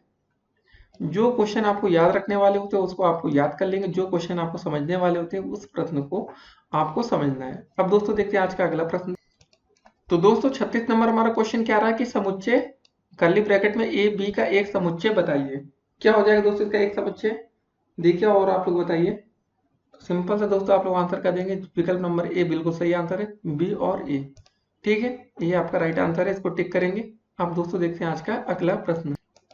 तो दोस्तों 37 नंबर हमारा प्रश्न क्या रहा कि अंग्रेजी वर्णमाला में अक्षरों का कौन सा समुच्चय है। रिक्त होता है कि एक समुच्चय, क्या सीमित या सीमित। तो दोस्तों आपको समझ में आ गया होगा कि अंग्रेजी वर्णमाला में जो हमारा अक्षरों का समुच्चय होता है वो एक सीमित है। ऐसा तो नहीं ना जेड के ऊपर भी कोई वर्ड्स आपको जानते हैं, ABCD EFG जो भी पूरा होता है लास्ट में जेड ही आता है ना, तो ये आपका एक सीमित समुच्चय है। अब दोस्तों देखते हैं आज का अगला प्रश्न। तो दोस्तों 38 नंबर हमारा प्रश्न क्या रहा कि x बिलोंग्स टू a का अर्थ है। ठीक है, x समुच्चय a का अवयव नहीं है, ये बिल्कुल गलत आंसर है, इसको तो कट पहले करते हैं। दूसरा विकल्प दोस्तों हमारा समुच्चय x समुच्चय ए का उप समुच्चय, ये भी आपका गलत आंसर है। तीसरा विकल्प दोस्तों क्या हमारा कि एक्स समुच्चय ए का एक अवयव है। जी हाँ दोस्तों, जो आपका एक्स दिख रहा है ना वो समुच्चय ए का एक अवयव है। ये आपका राइट आंसर है, इसको टिक करेंगे और आप लोग 1 नंबर लेकर जाएंगे। तो आपका सही आंसर क्या होगा दोस्तों, विकल्प नंबर सी, कि आपका जो एक्स है वो समुच्चय ए का अवयव है। ठीक है, अब दोस्तों देखते हैं आज का अगला प्रश्न। तो दोस्तों 39 नंबर क्वेश्चन क्या रहा आपका कि यदि ए बराबर 1 2 3 4 9 11 व बी बराबर 1 2 6 9 12, तो दोस्तों बी माइनस ए का मान हमें ज्ञात करना है। तो दोस्तों हमें बी में से ए घटाना है। तो दोस्तों चलिए बी में देख लेते क्या क्या है। 1 है, 2 है, 6 है, 9 है, 12 है। ठीक है दोस्तों, बी में ये चीजें अवेलेबल है। उसके बाद दोस्तों ए में हमारे पास क्या क्या चीजें हैं, लिख लेते हैं। 1 2 3 4 9 और 11। ठीक है दोस्तों, तो बी में क्या क्या चीजें छूट रही है उसको देख लेते हैं। देखिए दोस्तों यहाँ पर 6 बच जा रहा है और 12 बच रहा है। तो दोस्तों बस यही दो संख्या है, आपका उत्तर हो जाएगा 6 और 12। क्योंकि दोस्तों देखिए 1 2 और आपका 9 वो ए में भी अवेलेबल, 1 2 और 9 ये आपका कट गया। अब दोस्तों देखिए बाकी जो ए में चीजें बच रही हैं, जैसे 3 हो गया, 4 हो गया, वो बी में होती तो लिखी जाती है, अन्यथा नहीं लिखी जाएंगी। अगर दो बी में भी होती दोस्तों तो भी वो कट जाती, तो कोई मतलब ही ना होता। तो सिंपल था दोस्तों, ये मतलब याद रखिए, जब बी में से ए को घटाएंगे तो जो भी संख्या बी में बचेगी वही इसका आंसर होगा। इसका फाइनल आंसर हो जाएगा आपका 6 और 12। ठीक है, इस विकल्प को हम टिक करेंगे और आपको पूरे अंक आपको दिए जाएंगे। आपको ध्यान से ऐसे प्रश्नों को हल करना है पेपर के समय। ठीक है, बी में देख लीजिए दोस्तों, हमारा 1 और 2 क्या हो गया, यहाँ से कट गया। अब दोस्तों फिर बाद में 9 भी यहाँ से था तो ये भी कट गया, बचा 6 और 12, यही आपका आंसर हो गया। ठीक है, अब दोस्तों देखते हैं आज का अगला प्रश्न। तो हमारा 40 नंबर क्वेश्चन क्या दिया गया कि यदि a बराबर 3 5 व b बराबर 4 6 हो तो a इंटरजेक्शन b की वैल्यू आपको बतानी है। इससे पहले क्वेश्चन में भी दोस्तों हमने देख चुके हैं। तो कैसे करेंगे दोस्तों, हमारा a बराबर दिया गया है 3 और 5। ठीक है, उसके बाद b बराबर दोस्तों आपको दिया गया 4 और 6। तो दोस्तों हमें बताना है कि a इंटरजेक्शन b। अब क्या होगा दोस्तों, क्वेश्चन फंस गया ना दोस्तों, हमने बोला था कि कुछ ना कुछ कॉमन होना चाहिए। तो दोस्तों यहाँ देख रहे होंगे 3 और 5 है, यहाँ पर 4 और 6, कॉमन तो कुछ दिख ही नहीं रहा है इस क्वेश्चन में। आपने भी सोचा अगर क्वेश्चन मैच कैसे होगा दोबारा। तो दोस्तों इसका आंसर हो जाएगा, जब कुछ नहीं है तो सिंपल सा आप ये चिन्ह बना लीजिएगा 5 वाला। ठीक है, और ऐसे टिक कर दीजिएगा, बस ये आपका आंसर हो जाएगा। ठीक है, क्या हो जाएगा, यही आंसर। तो आपका विकल्प नंबर ए सही आंसर। यहाँ पर हमने लिखा ही नहीं था विकल्प, कि आप लोग थोड़ा कंफ्यूज हो जाए इस क्वेश्चन में। तो दोस्तों हमारा सही आंसर क्या है, 5 के टाइप का। ठीक है, इसको टिक मारेंगे और आप लोग 1 नंबर लेकर जाएंगे। तो आपने दोस्तों जरूर गौर किया होगा यार, पहला विकल्प दिया नहीं गया है। जिन बच्चों ने दिया होगा तो अच्छी बात है, ये 5 वाला चिन्ह होता है। ठीक है, अब दोस्तों देखते हैं आज का अगला प्रश्न। तो दोस्तों 41 नंबर क्वेश्चन क्या रहा आपका कि x square minus 8x plus 7 के गुणनखंड है। तो अब गुणनखंड के क्वेश्चन आ चुके हैं। तो दोस्तों देखते हैं कैसे करते हैं इसको। एक्स स्क्वायर माइनस का 8x प्लस का 7। तो दोस्तों ऐसे क्वेश्चन हमने आपको बहुत बार बता चुके हैं, लेकिन आपको ध्यान क्या रखना होता है दोस्तों, जो ये प्लस का चिन्ह होता है बस आपको यही ध्यान रखना है। अगर दोस्तों यहाँ कभी प्लस का चिन्ह आएगा तो हमारा जो बीच का फैक्टर बनेगा ये जोड़ कर आएगा, यहाँ माइनस होगा तो यहाँ घटा कर आएगा। अब दोस्तों एक्स के साथ कुछ नहीं लिखा तो वहाँ 1 मान लेते हैं। पहले और अंतिम का हमेशा गुणा होता है, 7 एकम 7। जब दोस्तों हम 7 गुणे 1 करते हैं तो हमारा आता है 7, और दोस्तों जब हम 7 में 1 जोड़ देते हैं तो ये होता है हमारा 8। तो बस हो गया गुणनखंड आपका। 1 छोड़ते हैं, कुछ मत लिखिए इसको, ऐसे लिखिए एक्स स्क्वायर 7 प्लस 1 8 होता है ना, तो माइनस का 7x माइनस का x प्लस का 7। अब दोस्तों आप सोच रहे होंगे माइनस दोनों जगह क्यों, जब माइनस 7 और माइनस 7x और माइनस x जोड़ेंगे तो हमारा क्या आएगा, माइनस का 8x, यही आ जाएगा ना, बस हो गया। यहाँ से x कॉमन ले लेंगे तो बचे कितना दोस्तों, x माइनस 7। दोस्तों यहाँ माइनस 1 कॉमन लेंगे, यहाँ पर कुछ है नहीं ना कॉमन लेने के लिए, तो यहाँ हो जाएगा हमारा x माइनस का 7। अब दोस्तों जरा देखिए, यहाँ पर भी x माइनस 7 है, यहाँ भी x माइनस 7 है। दोनों में से दोस्तों जब हम x माइनस का 7 कॉमन लेंगे तो हमारा क्या बचेगा, ये x बचेगा, ये -1, तो बचेगा दोस्तों हमारा x माइनस 1। ठीक है, ये हमारा उत्तर हो जाएगा x माइनस 7 x माइनस 1। अब दोस्तों देखते हैं कहाँ पर ऐसा विकल्प दिया गया है, जरा देखते हैं। विकल्प नंबर सी x माइनस 1 और x माइनस 7, बस आगे पीछे लिखा है, बिल्कुल सही उत्तर हो जाएगा। ठीक है, 41 नंबर क्वेश्चन हो गया। अब दोस्तों हम लोग देखेंगे आज का अगला प्रश्न। तो दोस्तों 42 नंबर क्वेश्चन क्या रहा आपका कि 6x square minus x minus 15 के गुणनखंड होंगे। तो अगर कभी कभी दोस्तों कोई क्वेश्चन अगर आपका ना सॉल्व हो रहा हो ना इस तरह से, तो आपको श्रीधराचार्य तो आपको पता ही होगा रूल, भाई वो क्वेश्चन तो बहुत ही अच्छा रहता है। चलिए सबसे पहले हमने क्या बताया आपको, पहले और अंतिम का गुणा कर लेते हैं। यहाँ पर दोस्तों 6 दिया गया है, वहां पर कुछ नहीं था तो 1 मान लिए थे। 15 छक्का 90, और दोस्तों यहाँ पर हम देख रहे होंगे माइनस का चिन्ह है, ठीक है। तो मतलब हमारा जो 90 आएगा वो घटाकर ही आएगा। जो यहाँ पर दोस्तों हमारा कुछ नहीं, एक्स के साथ 1 आएगा फैक्टर, तो कैसे आएगा देखते हैं। 15 गुणे 6 दोस्तों कितना होता है आपका, 15 गुणे 6 करते हैं हमारा, तो आ गया हमारा 90। तो दोस्तों 90 कैसे आ सकता है, 10 गुणे 9 करिए, 10 9 90 होता है, 10 9 90, ठीक है। और दोस्तों अगर हम 10 में से 9 घटा देंगे तो हमारा कितना बचेगा, 1 बचेगा। और दोस्तों यहाँ पर कुछ नहीं लिखा तो यहाँ पर हम 1 मान सकते हैं। तो बस ये क्वेश्चन हो गया आपका। 6x² माइनस का क्या करेंगे दोस्तों, 10x प्लस का 9x करेंगे। अब दोस्तों प्लस का 9x इसलिए करें कि जब हम 10 में से 9x घटाएंगे माइनस का, तो यहाँ माइनस का x बचेगा। अब दोस्तों यहाँ माइनस 15 जैसे था वैसे लिख लेते हैं। बस क्वेश्चन आपका हो चुका है। अब देखिए 6x और इसमें क्या क्या कॉमन होगा, 2x कॉमन ले लेते हैं जरा। यहाँ बचेगा दोस्तों आपका 3x माइनस का 5, प्लस का दोस्तों यहाँ पर हम लोग 3 कॉमन ले लेंगे तो बचेगा यहाँ पर 3x माइनस का 5, ठीक है। इसको हटा देते हैं। अब दोस्तों दोनों में देख रहे हैं 3x माइनस 5 यहाँ भी है, यहाँ पर भी सेम है। तो बस अब दोनों से कॉमन कर लेते हैं इसको, 3x माइनस का 5 आ गया आपका। और दोस्तों आपका क्या बचा है, 2x प्लस का 3। बस ये आपका उत्तर हो जाएगा, आंसर कर देंगे। चलिए विकल्प देख लेते हैं, 2x प्लस 3 और 3x माइनस 5। तो दोस्तों यहाँ पर हम लोग देख रहे हैं कि यहाँ पर कोई भी विकल्प ऐसा दिया नहीं गया है, ना तो ए दिया, ना बी, ना सी, ना डी, ठीक है। सारे विकल्प बिल्कुल आपको सेम टू सेम दिख रहे हैं। कभी कभी दोस्तों क्वेश्चन लिखने में गलतियां हो जाती हैं, पेपर टाइम भी, इसलिए दोस्तों आप लोग अपने आंसर पर हमेशा भरोसा रखें। और दोस्तों आप लोग फाइनल आंसर ऐसे करके लिख देंगे, ठीक है। 2x प्लस का 3 और आपका 3x माइनस का 5। दोस्तों इसलिए हम आपको ऐसे एक दो क्वेश्चन आज हम बता रहे हैं, क्योंकि पेपर टाइम में दोस्तों ऐसी मिस्टेक्स देखने को मिल जाती हैं। तो आप लोग वहां पर कंफ्यूज हो जाते हैं, यार मेरा क्वेश्चन सही है या गलत। अपने ऊपर भरोसा रखना सीख लीजिए, आप लोग कभी गलत नहीं होंगे। आपका राइट आंसर यही है, इसको आंसर करते हैं। और दोस्तों विकल्प में कभी कभी ऐसे क्वेश्चन में आता है, गलतियां होती हैं, तो दोस्तों हम आपको अभी से अवेयर कर दे रहे हैं कि आगे भी आपका सावधान रहना है। क्योंकि दोस्तों ये आपका तृतीय सेमेस्टर फोर्थ आएगा, उसके बाद यूपी टेट, सी टेट जो आप लोग सुपर टेट देंगे, वहां पर आपका जो कॉन्फिडेंस लेवल होगा वो हाई होता चला जाएगा। अब दोस्तों देखते हैं आज का अगला प्रश्न। दोस्तों तो 43 नंबर क्वेश्चन क्या रहा आपका कि ए स्क्वायर प्लस 2 प्लस 1/a² के गुणनखंड हैं। इसको कैसे करेंगे दोस्तों, प्रश्न क्या लिखा पहले इसको देखते हैं। ए स्क्वायर प्लस का 2 प्लस का 1/a², ठीक है। ये क्वेश्चन आपके सामने ऐसा है। तो आपको समझ में आ गया होगा दोस्तों कि ये क्वेश्चन आपका लिखा है कि a प्लस 1/a का होल स्क्वायर है, ठीक है। ये आपका आंसर तो हो गया। क्वेश्चन को देखते समझ गए होंगे, क्योंकि अगर दोस्तों इसका अगर हम होल स्क्वायर खोलेंगे तो क्या होगा, a प्लस 1/a का ये आएगा a स्क्वायर प्लस का दोस्तों 1/a² प्लस का 2 इंटू ए इंटू बी, 1/a ना, ये कट जाएगा तो बचेगा दोस्तों 2, जो आपका यहाँ प्रश्न में दिया गया था। लेकिन दोस्तों आपको इसके बताने गुणनखंड है, दो तरीका हो सकता है दोस्तों किसी भी प्रश्न करने का। तो ये दोस्तों सबसे आसान तरीका होता है, इससे ही आप लोग का आंसर सेटिस्फाई हो रहा है, खत्म करिए। अब दोस्तों या तो आप इसका एलसीएम ले लीजिए और यहाँ एक ही का 4 बनाकर करेंगे, तो समय भी ज्यादा लगेगा, तो कोई मतलब नहीं है। तो सिंपल सा क्वेश्चन था दोस्तों। थोड़ा बहुत अगर आपको बेसिक पता है कि ए प्लस बी का होल स्क्वायर या ए माइनस बी का होल स्क्वायर का फार्मूला क्या होता है, तो आप लोग ऐसे क्वेश्चन कर सकते हैं। अब दोस्तों देखते हैं आज का अगला प्रश्न। दोस्तों तो 44 नंबर क्वेश्चन क्या रहा आपका कि 1 माइनस 8x को पूर्ण वर्ग बनाने के लिए जोड़ा जाएगा। तो दोस्तों देखिए इस प्रश्न को आपको जो आपके विकल्प दिए गए हैं उसी से करना होगा। आपके सामने 4 विकल्प दिए गए हैं।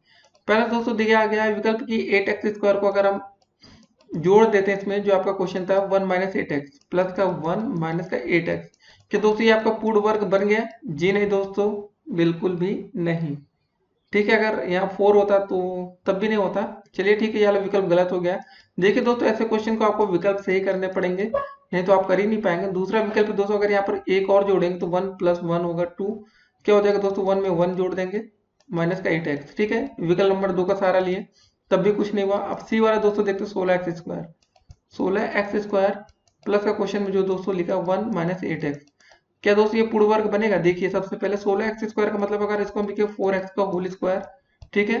1 का मतलब 1 का होल स्क्वायर, 8 को क्या लिख सकते हैं दोस्तों 2, ठीक है, गुणे में 4x गुणे में 1 ऐसा लिख सकते हैं।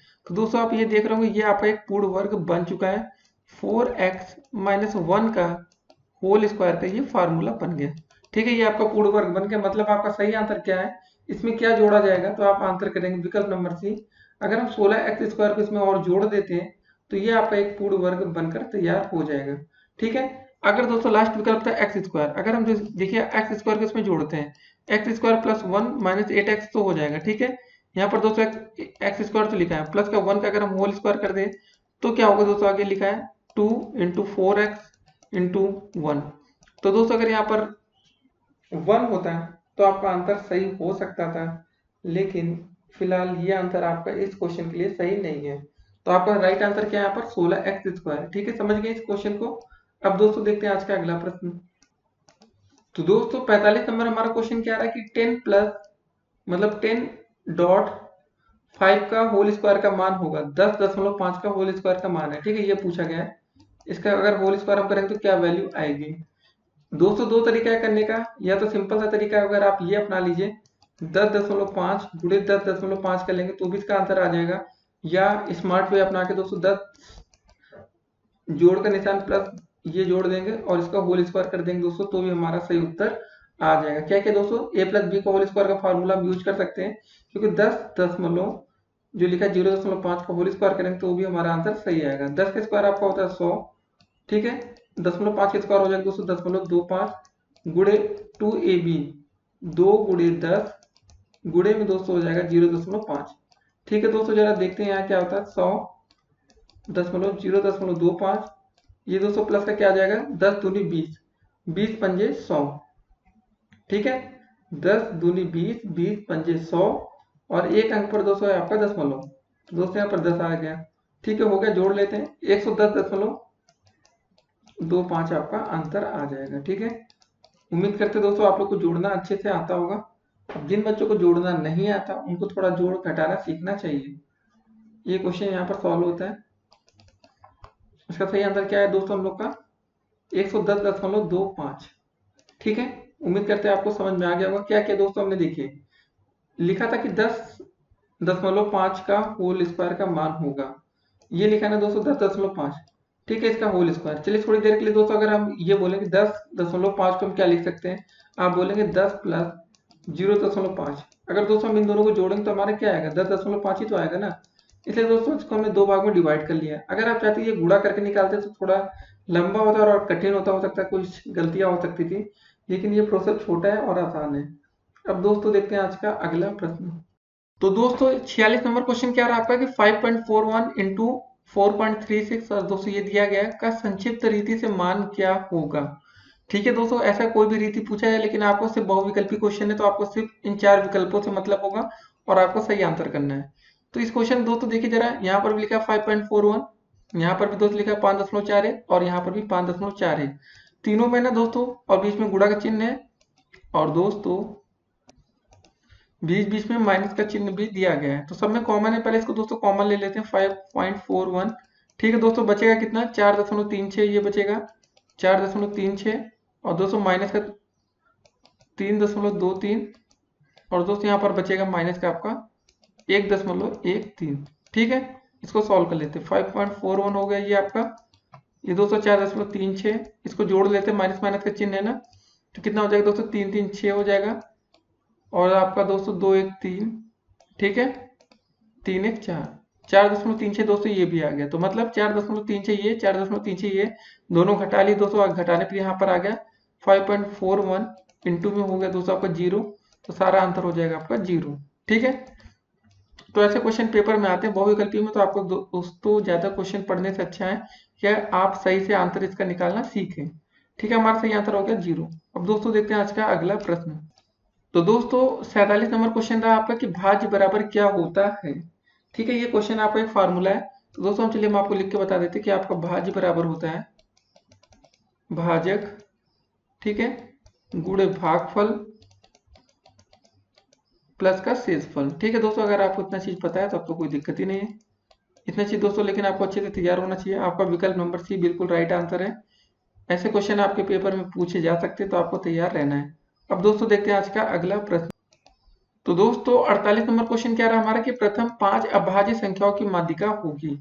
प्रथम 5 अभाज्य संख्या दोस्तों कौन सी? सबसे पहले अभाज्य संख्या 2 आती है, 3 आती है, 5 आती है, 7 आती है और 11।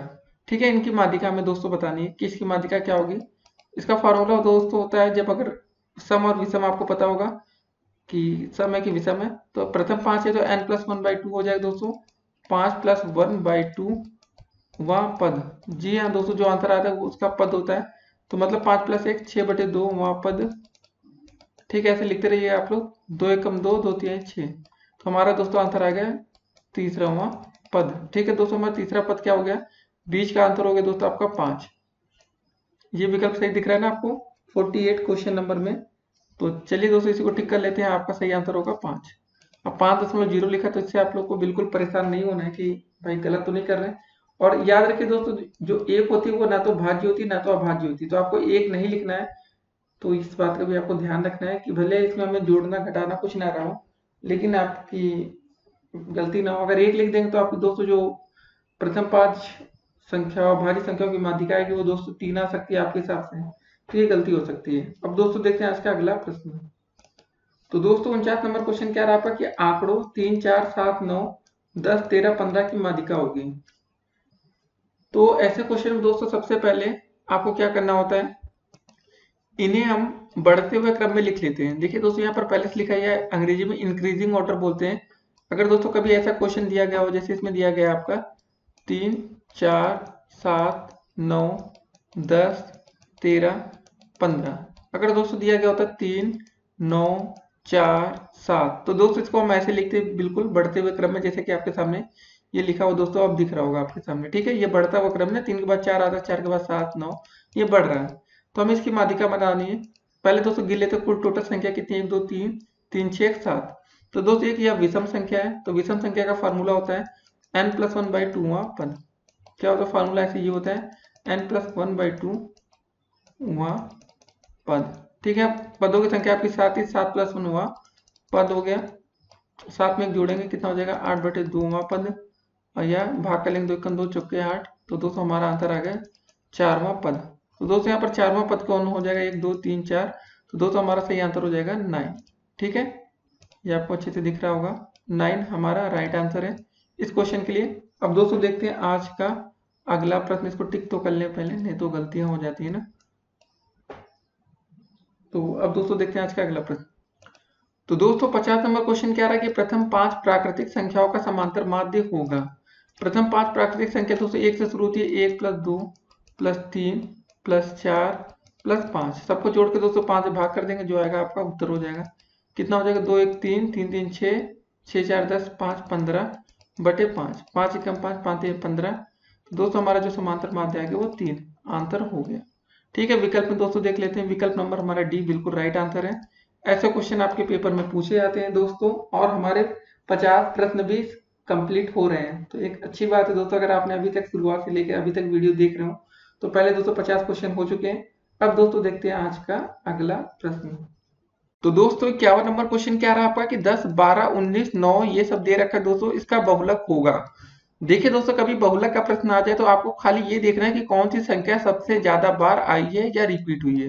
ठीक है, खाली आपको ये देखना कौन सी संख्या सबसे ज्यादा बार रिपीट हुई है। तो दोस्तों चलिए देखते हैं। सबसे पहले दोस्तों देखिए 10 कितनी बार आया है उसको हाईलाइट करते हैं। 10 एक बार यहाँ पर आया है, बस एक ही बार आया। चलिए हटाते 10 को। अब दोस्तों हम 12 को हाईलाइट करते हैं। 12 एक बार यहाँ दिखा, फिर यहाँ दिखा, फिर यहाँ दिखा, फिर यहाँ दिखा। तो दोस्तों टोटल 12 आपको कितनी बार दिख रहा है, 4 बार दिख रहा है। तो मतलब ये एक अच्छी संख्या है। 19 दोस्तों ज्यादा आपको नहीं दिख रहा है। 13 आपको 2 बार दिख रहा है। 8 नहीं दिख रहा है। तो दोस्तों यहाँ पर हमें सबसे ज्यादा बार 12 दिखा है। गिन लीजिए आप लोग, 1, 2, 3, 4। ठीक है, तो मतलब जो सबसे ज्यादा बार संख्या रिपीट होती है दिए गए प्रश्न में, वही उसका बहुलक होता है। तो इसका विकल्प नंबर ए बिल्कुल राइट आंसर होगा। सबसे ज्यादा बार दोस्तों यही आया है, तो इसको सही आंसर हम ए विकल्प को कर देंगे। ठीक है, अब दोस्तों देखते हैं आज का अगला प्रश्न। तो दोस्तों 52 नंबर क्वेश्चन क्या रहा आपका कि प्रथम 10 प्राकृतिक संख्याओं का समांतर माध्य होगा। तो प्रथम 10 प्राकृतिक संख्या दोस्तों क्या है, लिख लेते हैं। 1 है दोस्तों, 2 है, 3 है, 4 है, 5 है, 6 है, 7, 8, 9 और 10। प्रथम 10 प्राकृतिक संख्याओं का समांतर माध्यम में बताना है।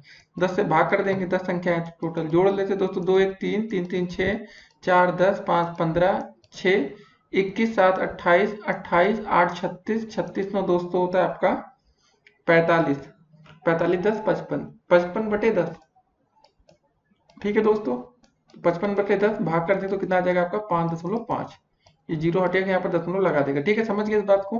तो आपका सही आंसर क्या आ जाएगा 5.5। ये आपका बिल्कुल राइट आंसर है। तो दोस्तों एक क्वेश्चन और आपके पेपर में पूछा जाता है, उसको आइए देखते हैं वो प्रश्न कैसे रहता है। तो दोस्तों आपका फार्मूला इसको याद कर लेना आपका कि माध्य माइनस बहुलक बराबर होता है 3 गुणे माध्य माइनस माध्यिका। जी हाँ दोस्तों, माध्य बहुलक और माध्यिका में आपका जो संबंध होता है, रिलेशन होता है, ये होता है। आप लोग इसको याद रखेंगे, पेपर में पूछे जाते हैं ऐसे क्वेश्चन कभी कभी, तो अच्छे से याद कर लेंगे दोस्तों। क्या होता है, माध्य माइनस बहुलक बराबर 3 गुणे माध्य माइनस माध्यिका। ठीक है, अब दोस्तों देखते हैं आज का अगला प्रश्न। 53 नंबर क्वेश्चन क्या है दोस्तों हमारा कि यदि प्रेक्षणों की संख्या 13 तथा उसका माध्य 9 हो तो प्रेक्षणों का योगफल होगा। दोस्तों कभी ऐसा क्वेश्चन आ जाए कि प्रेक्षणों की संख्या आपकी 13 दे रखा है और उसका माध्य आपका 9 दिया है, सिंपल सा माध्य में गुणा कर लेंगे दोस्तों, जो आएगा वही आपका उत्तर होगा।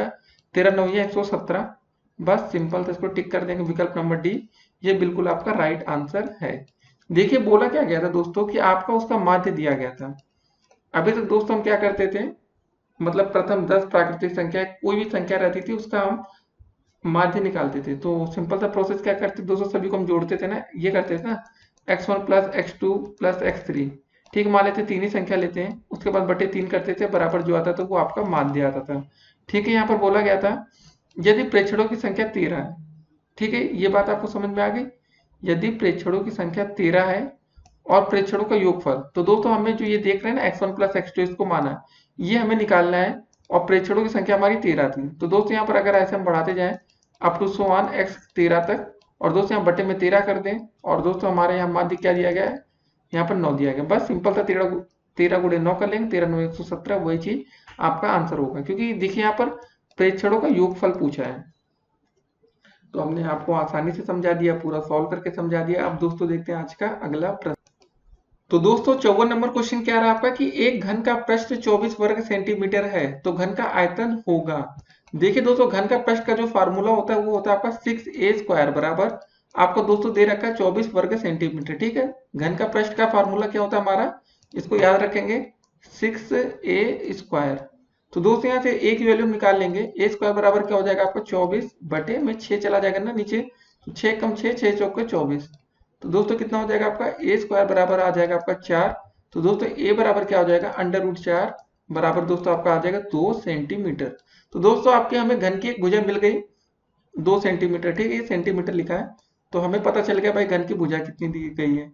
तो दोस्तों जब हमें घन का भुजा मिल गया तो अब हम घन का आयतन निकाल सकते हैं। तो घन का आयतन का सीधा फार्मूला होता है घन का आयतन, क्या फॉर्मूला होता है दोस्तों, भुजा का क्यूब या ए का क्यूब, ये होता है ना। हमने एक वैल्यू निकाली 2, तो दोस्तों 2 का क्यूब कितना हो जाएगा, 2 दूनी 4 दूनी 8, 8 सेंटीमीटर यहाँ पर क्यूब में आंसर आएगा। ठीक है, ये दोस्तों यूनिट जो आती है ना ये बहुत ही इंपॉर्टेंट होती है। अगर आप इसको लिखना छोड़ दिए ना सेंटीमीटर क्यूब, 2 नंबर का प्रश्न है तो आपका 1 नंबर कट जाएगा, भले आपने 8 आंसर तक निकाल लिया हो।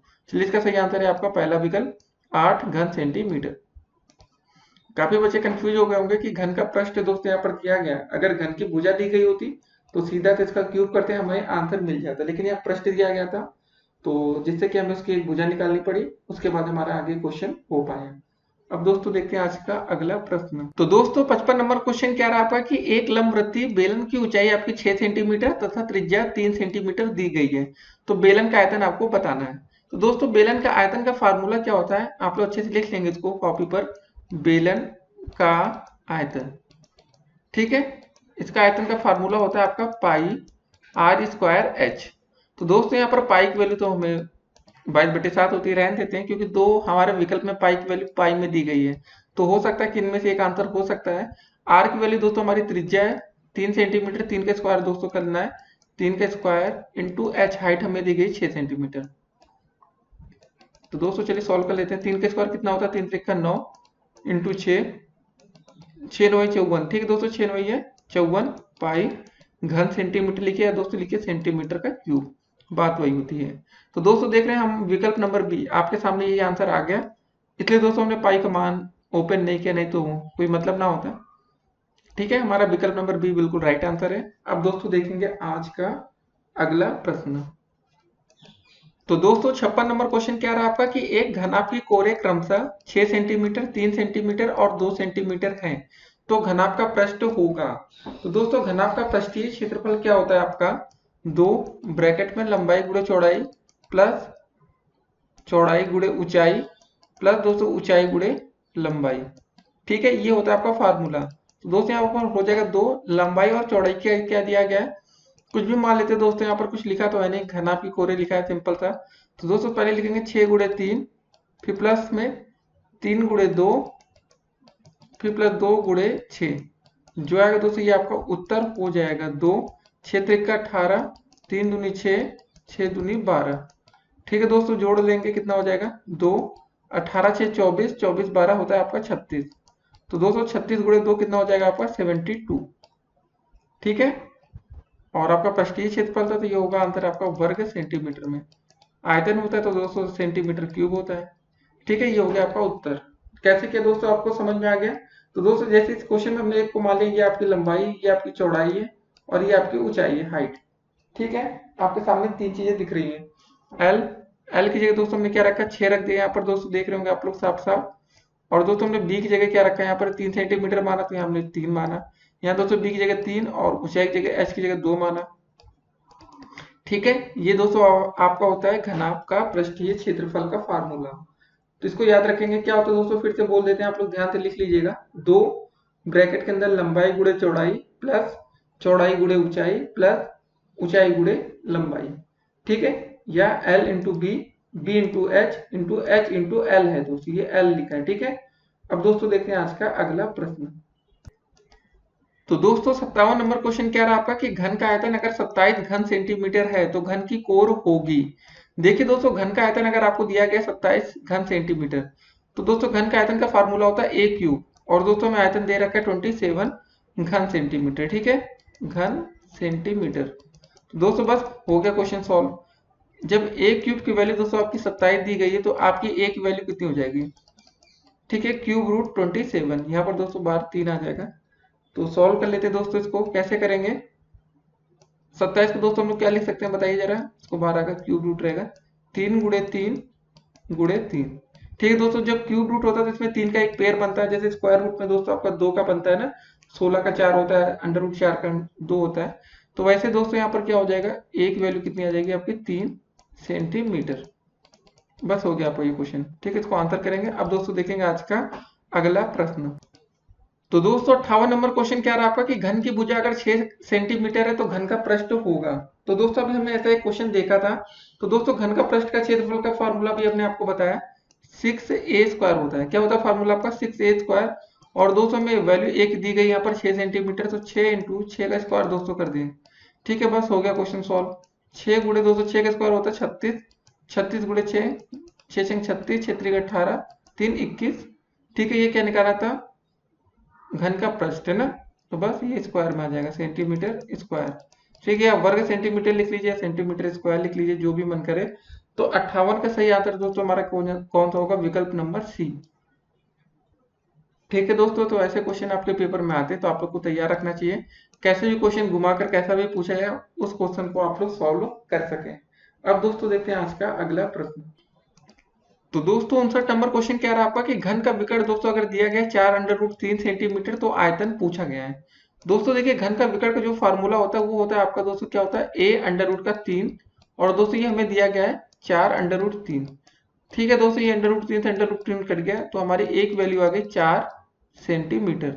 अब दोस्तों हमें इसका आयतन निकालना है। बस घन का आयतन का फार्मूला तो सभी बच्चों को पता होगा, इसका आयतन बराबर क्या होता है आपका a का क्यूब। 4 का क्यूब कर देते दोस्तों, जो आएगा उत्तर होगा 4 चौको 16 चौके 64, 64 वर्ग सेंटीमीटर लिखिए दोस्तों, या ये आयतन दोस्तों हमें निकालना है ना, जल्दबाजी में दोस्तों ये गलती होती है, इसको हम लिखेंगे घन सेंटीमीटर या सेंटीमीटर क्यूब। ठीक है दोस्तों, ये आपका आंसर हो जाएगा 64। देखते हैं विकल्प में कौन सा विकल्प सही है। विकल्प नंबर सी आप दोस्तों देख रहे होंगे, 64 दिया गया है। अब दोस्तों इसको टिक करते हैं। अब दोस्तों देखते हैं आज का अगला प्रश्न। तो दोस्तों 60 नंबर क्वेश्चन क्या रहा आपका कि एक कमरे के फर्श का क्षेत्रफल अगर 48 वर्ग मीटर है उसकी ऊंचाई 5 मीटर हो तो कमरे का आयतन होगा। दोस्तों जो कमरे का फर्श का क्षेत्रफल होगा उसमें देखिए लंबाई भी होगी, एक चौड़ाई भी होगी। ठीक है, ये बात मानते हैं कि नहीं आप? कमरे का फर्श का क्षेत्रफल होगा, लंबाई गुणे चौड़ाई हो गया। अब बात आती है ऊंचाई। दोस्तों जब लंबाई गुणे चौड़ाई गुणे ऊंचाई मिलता है तो क्या बनता है? इसका एक आयतन बन जाता है। तो बस इस क्षेत्रफल और इस ऊंचाई को दोस्तों हम गुणा कर देंगे, जो आएगा वो आपका उत्तर होगा। ठीक है, 48 गुणे 5 कितना आंसर आ जाएगा? 5 का 0, 5 के 20 4 24। दोस्तों यहाँ वर्ग मीटर था, ये मीटर में था, तो ये होगा आपका घन मीटर। घन मीटर दोस्तों। ठीक है, ये आपका क्या हो जाएगा? आंसर। तो ऐसे क्वेश्चन आपके पेपर में पूछे जाते हैं, तो आपको तैयार रखने हैं। देखिए क्वेश्चन थोड़ा सा ट्रिकी था। इसमें बोला गया कमरे के फर्श का क्षेत्रफल। तो कमरे का फर्श का क्षेत्रफल में दोस्तों लंबाई और चौड़ाई दोनों होगी, ऊंचाई दोस्तों इसमें अलग से दी गई है, तो इसका आयतन आप लोग निकाल सकते हैं। ठीक है, तो इसका आंसर आ गया 240 घन मीटर। अब विकल्प में देखते हैं कौन सा सही है। विकल्प नंबर 200 देख रहे होंगे, 240 घन मीटर। ठीक है, जो बच्चे तुक्का लगा रहे हैं वो भी अपना तुक्का ट्राई करते रहे। अब दोस्तों देखते हैं आज का अगला प्रश्न। तो दोस्तों 61 नंबर क्वेश्चन क्या रहा आपका कि वृत्त की स्पर्श रेखा वृत्त की त्रिज्या के साथ कौन सा कोण बनाती है? तो दोस्तों बताइए आप लोग इसका आंसर क्या होगा? तो सभी बच्चे अपना आंसर सोच रहे होंगे। देखिए होता क्या दोस्तों, एक ऐसा आपने वृत्त बना दिया, उसके बाद दोस्तों कोई स्पर्श रेखा अगर यहाँ से टच होकर जाती है तो ये दोस्तों वृत्त के साथ कौन सा कोण बना रही है? तो समझ में आ गया होगा आपको। अब ये आपका बनाती है 90 अंश का कोण। तो दोस्तों इसका सही आंसर क्या होगा? विकल्प नंबर डी, 90 अंश। ठीक है दोस्तों, अब दोस्तों देखते हैं आज का अगला प्रश्न। तो दोस्तों 62 नंबर क्वेश्चन क्या रहा आपका कि वृत्त के बाहर किसी बिंदु से वृत्त पर कितनी स्पर्श रेखाएं खींची जा सकती हैं? तो दोस्तों चलिए इसका उत्तर आप लोग गेस करिए। जो बच्चे तुक्का मार सकते हैं। क्या होगा? 3 होगा आंसर, 4 होगा कि 3 होगा, 2 होगा या अनंत होगा, इनफाइनाइट? तो दोस्तों चलिए हम इसको सॉल्व करके दिखाते हैं इस क्वेश्चन को, तो आप लोग अपना आंसर गेस कर सकते हैं। अभी आपके पास समय है, आप लोग अपना आंसर गेस करिए, सोचिए क्या हो सकता है। ठीक है दोस्तों, मान लेते हैं कोई बिंदु P है, यहाँ से आपके वृत्त पर कितने वृत्त स्पर्श रेखाएं खींची जा सकती हैं? तो दोस्तों देखिए पहली स्पर्श रेखा कुछ आपकी ऐसी होकर जाएगी, टच होके। ठीक है दोस्तों, दूसरी स्पर्श रेखा कुछ आपकी ऐसी होकर जाएगी। अब दोस्तों ये बताइए क्या तीसरी स्पर्श रेखा खींची जा सकती है या नहीं वृत्त पर? जी नहीं दोस्तों, इसका सही आंसर होगा 2। जिन बच्चों ने 2 का टिक किया होगा वो बिल्कुल राइट थे, और जिन बच्चों ने अनंत लगा दिया हो या कुछ और, वो बच्चे गलत थे। अब दोस्तों देखते हैं आज का अगला प्रश्न। तो दोस्तों 63 नंबर क्वेश्चन क्या रहा आपका कि आर त्रिज्या वाले किसी अर्धवृत्त की परिमाप होगी।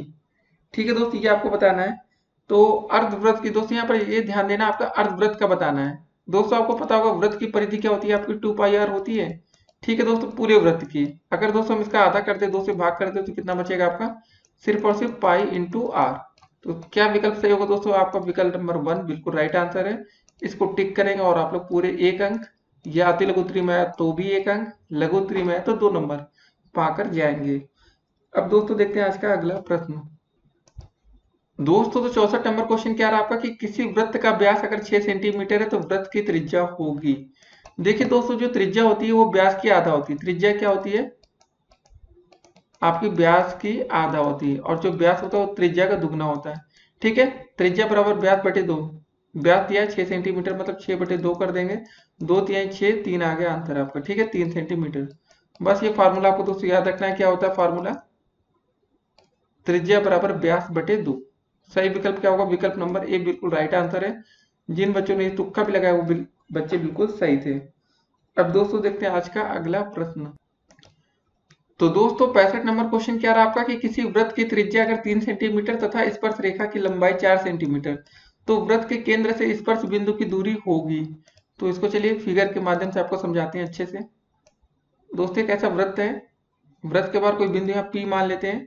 ठीक है, और दोस्तों दिया गया कि यहाँ से मान लेते हैं, यहाँ से वृत्त को स्पर्श कर रहा है। ठीक है, यहाँ पर, और दोस्तों इसकी त्रिज्या यहाँ पर मान लेते हैं हम लोग थोड़ी देर के लिए, ये है। ठीक है, त्रिज्या की लंबाई दोस्तों हमें दिया गया है, यहाँ से इसको जोड़ लेते हैं। ठीक है, ये बोला गया दोस्तों वृत्त की त्रिज्या अगर 3 सेंटीमीटर, अगर ये दोस्तों हमारे 3 सेंटीमीटर त्रिज्या है, और यहाँ बिंदु P मान लेते हैं यहाँ से। ठीक है, बिंदु P से स्पर्श रेखा की लंबाई अगर आपकी 4 सेंटीमीटर है, तो वृत्त के केंद्र से स्पर्श बिंदु की दूरी होगी। दोस्तों ये बोला गया ये वाली बिंदु की दूरी यहाँ केंद्र से कितनी होगी। तो दोस्तों अगर आप देखिए पाइथागोरस प्रमेय लगा दें, ये अगर आपका आधार हो जाए, ये लंब हो जाए, तो दोस्तों ये आपका क्या बनेगा? ये बनेगा आपका कर्ण ओ ए पी मान लेते, ओ ए मान लेते, ये लिख भुजा। तो दोस्तों सिंपल से आपको फार्मूला समझ में आ गया होगा कि कर्ण का स्क्वायर बराबर होता है आपका लंब का स्क्वायर प्लस आधार का स्क्वायर। ठीक है, सभी ने ये फॉर्मूला पढ़ रखा होगा। कर्ण का स्क्वायर बराबर होता है आपका लंब का स्क्वायर, ठीक है, प्लस का आधार का स्क्वायर। सभी बच्चों ने फार्मूला तो पढ़ा होगा ना। लंब दोस्तों यहाँ पर कितना बन जाएगा आपका 4 बन जाएगा, आधार 3, 4 का स्क्वायर प्लस 3 का स्क्वायर कितना हो जाएगा दोस्तों, 4 का स्क्वायर होता है 16, ये 3 है, 3 का स्क्वायर आपका 9 हो गया, 16 9 25 हो गया दोस्तों। ये कर्ण का स्क्वायर बराबर फार्मूला था। या दोस्तों इसमें यहाँ जो भी था देख के रख लेंगे। कर्ण का स्क्वायर ये था, तो कर्ण बराबर दोस्तों आपका क्या हो जाएगा अंडर रूट का 25। अंडर रूट 25 की वैल्यू होती है 5 सेंटीमीटर। ठीक है, बाहर आ जाएगा तो सेंटीमीटर में आंसर देगा। तो दोस्तों इसका विकल्प नंबर सी बिल्कुल राइट आंसर है। तो इसको टिक करेंगे और आगे बढ़ेंगे। तो दोस्तों ये सब क्वेश्चन थे आप लोग के। अब दोस्तों देखेंगे अगले क्वेश्चन आएगा हमारा कि जो आपके पेपर में पूछे गए प्रश्न है। तो दोस्तों यहाँ से आपका लगभग सिलेबस कंप्लीट हो रहा है। तो अब दोस्तों ट्राई करेंगे कि कौन से क्वेश्चन पेपर में आपके आ चुके हैं। आइए उनको आप देखते हैं। तो 66 क्वेश्चन नंबर दोस्तों क्या रहा, आइए देखते हैं। 30 120 90 300 समानुपात में नहीं है क्योंकि। सबसे पहले दोस्तों ये क्वेश्चन आपका बीटीसी 2016 में पूछा जा चुका है। तो ये क्वेश्चन आपके पेपर की दृष्टि से इंपॉर्टेंट है। तो दोस्तों आज हमने समानुपात के काफी क्वेश्चन देखे और बताइए ये समानुपात में नहीं है क्योंकि। आपको दोस्तों हमने बताया था कि बाह्य पदों का जो गुणनफल होता है, हमने बाहर बाहर का गुणनफल किया था और मध्य पदों का गुणनफल किया था। तो दोस्तों बस इसका सही आंसर होगा बाह्य पदों का जो गुणनफल है वो मध्य पदों का गुणनफल नहीं है। ठीक है दोस्तों, समझ गए, यही आपका सही विकल्प होगा। तो ऐसे क्वेश्चन पेपर में आते हैं तो आपको ध्यान में रखना है। समानुपात में क्यों नहीं है, समझ गए ना। जो आपके बाह्य पदों का गुणनफल है मध्य पदों का गुणनफल नहीं है। अब दोस्तों देखते हैं आज का अगला प्रश्न। तो दोस्तों 67 क्वेश्चन नंबर क्या रहा कि चित्र में ओ वृत्त का केंद्र है। तो दोस्तों ये ओ दिख रहा है, ये आपके वृत्त का केंद्र है। कोण ए ओ बी 80 अंश। दोस्तों कोण ए ओ बी आपका 80 अंश है। और तो दोस्तों कोण ए डी बी की माप पूछा गया है। तो दोस्तों आपको ये बताना है ये वाला जो कोण होगा आपका ए डी बी कितने अंश का होगा। देखिए दोस्तों अगर ये आपका 80 अंश का है तो दोस्तों पूरा आपका कोण कितना अंश का होता है, 360 अंश का होता है ना जो वृत्त होता है। दोस्तों अगर हम 360 में से 80 घटा देंगे तो कितना बचेगा, जरा देखते हैं। 16 में से 8 गया 8, यहाँ बचा 2। तो दोस्तों आपका ये बाहर का कोण आ गया 280 अंश का। दोस्तों अगर ये कोण, ये वाला कोण आपका बाहर वाला कोण ए ओ बी अगर 280 अंश का है तो दोस्तों सिंपल सा है, जो कोण आपका ए डी बी होगा इसका आधा हो जाएगा। तो दोस्तों 280 का आधा कितना होता है, 2 से भाग कर देंगे, 2 एकम 2 2 चौके 8 0। तो दोस्तों आपका आंसर आ जाएगा 140 अंश। ठीक है, बस यही आपको बताना था। इसका सही आंसर है आपका विकल्प नंबर डी 140 अंश। ऐसे क्वेश्चन आपके पेपर में आते हैं तो आपको ध्यान में रखना है। ये क्वेश्चन भी 2016 में दोस्तों आपके पेपर में पूछा जा चुका है। तो ध्यान में रखना है, ऐसे क्वेश्चन पेपर में आते हैं। अब दोस्तों देखते हैं आज का अगला प्रश्न। तो दोस्तों 68 नंबर क्वेश्चन क्या रहा आपका, आइए देखते हैं। 68 क्वेश्चन नंबर कि चित्र में ओ वृत्त का केंद्र है, निम्नलिखित में सत्य है। ये दोस्तों ये ओ है, ये वृत्त का आपका केंद्र है। पहला बोला गया दोस्तों रेखा पी क्यू वृत्त का व्यास है। पी क्यू कहाँ दिया है, ये दोस्तों आप एक स्पर्श रेखा है। व्यास दोस्तों त्रिज्या से होकर पूरी मतलब नहीं होता, पहले से लेकर अंत तक टच रहती है। उसके बाद दोस्तों दूसरा विकल्प है रेखा सी डी वृत्त की छेदिका है। देखिए सी और डी वृत्त की छेदिका है ना दोस्तों, इस वृत्त को यहाँ से काट रही है। तो दोस्तों ये विकल्प बिल्कुल सही आंसर है। अब दोस्तों चले अगला विकल्प भी देख लेते हैं क्या लिखा है। रेखाखंड ओ आर वृत्त की जीवा है। ओ आर दोस्तों देखिए यहाँ ओ और आर ये वृत्त की त्रिज्या है। ठीक है दोस्तों, बस खत्म हो गया। ए एस बी ए एक त्रिज्य खंड है, ये भी दोस्तों सही नहीं है। तो दोस्तों आपका सही आंसर क्या मिल गया आपको कि रेखा सीडी वृत्त की छेदिका है, बस इतना सही आंसर है। और दोस्तों ये प्रश्न भी आपका बीटीसी 2016 में पूछा जा चुका है, ध्यान से देखना है। अब दोस्तों देखते हैं आज का अगला प्रश्न। तो दोस्तों 69 नंबर क्वेश्चन क्या रहा आपका कि 2000 रुपए का 5% वार्षिक ब्याज की दर से 2 वर्ष का ब्याज होगा। अब दोस्तों यहाँ पर ना तो चक्रवृद्धि ब्याज ना तो साधारण ब्याज, तो साधारण ब्याज ही निकाल देते हैं। तो साधारण ब्याज बराबर दोस्तों होता है आपका मूलधन। तो दोस्तों मूलधन आपका दिया गया 2000 रुपए गुणे दर, दर की जगह दोस्तों हम 5 रखेंगे और समय दोस्तों आपका 2 वर्ष है बटे में 100। ठीक है, तो सॉल्व कर लेते हैं। एक 2 जीरो से ये 2 जीरो कट जाएगा, 20 पंजे 100 गुणे 200। तो दोस्तों आपका आंसर आ गया 200 रुपए। ठीक है, आपका विकल्प नंबर कौन सा सही होगा, सी विकल्प बिल्कुल सही आंसर है। जिन बच्चों ने सी को टिक करेंगे वो पूरे अंक पा जाएंगे। तो अगर आपने फार्मूला ना समझा हो तो समझ लीजिए, फिर से दोस्तों हम लिख देते हैं, कॉपी पर लिख के याद कर लीजिएगा। साधारण ब्याज बराबर आपका फार्मूला होता है मूलधन गुणे दर गुणे समय बटे में आपका होता है 100। ठीक है, अंग्रेजी में ऐसे भी आप लोग लिखते होंगे PRT बटे 100। ठीक है, तो इसको ध्यान में रखना है। अब दोस्तों देखते हैं आज का अगला प्रश्न। तो दोस्तों 70 नंबर क्वेश्चन क्या रहा हमारा कि 5 की पावर 6 माइनस 1 5625 का लघु गणकीय रूप है। तो दोस्तों ये कुछ अलग टाइप का क्वेश्चन है, तो चलिए इसको देखते हैं कैसे सॉल्व करते हैं। आपने एक फार्मूला पढ़ा होगा, क्या पढ़ा होगा दोस्तों आपने, b की पावर x बराबर y। अगर दोस्तों इसमें हम दोनों तरफ log लेते हैं तो क्या होता है आपका log ऑफ y बराबर दोस्तों हो जाएगा आपका x, और दोस्तों बेस में आपका क्या चला जाएगा y, b चला जाएगा। ठीक है, ध्यान देने वाली बात है दोस्तों, क्या हो जाएगा फिर से ध्यान देते हैं। हमने क्या पढ़ रखा है पहले से कि b की पावर x बराबर दोस्तों होता है आपका y।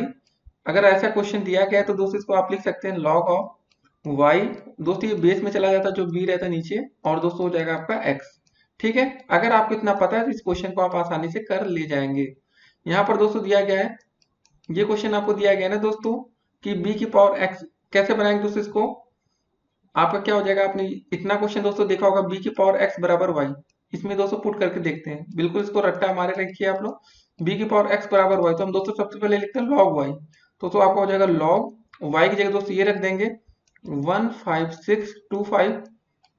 दोस्तों जो पावर थी आपकी वो आगे चली जाएगी, और दोस्तों बेस था यहाँ पर आ जाएगा। ठीक है, log 156 25 बेस 5 बराबर 6। कौन सा विकल्प दोस्तों सही है, इसको देखते हैं। आपका विकल्प नंबर 1 ए जो दे रखा बिल्कुल सही आंसर है। तो ऐसे क्वेश्चन आपके पेपर में आ सकते हैं दोस्तों, तो आप लोग गलती मत करिएगा। उम्मीद करते हैं कि इस वीडियो को देखने के बाद इस तरह के क्वेश्चन आप लोग आसानी से कर ले जाएंगे। लेकिन दोस्तों कैसे भी क्वेश्चन आपके पेपर में आ सकते हैं, तो आपको ध्यान रखना है। ठीक है, फिर से इसको बोल देते हैं फार्मूला, याद रखना है। b की पावर x बराबर दोस्तों कभी y दिया है तो इसका मतलब होता है log ऑफ y।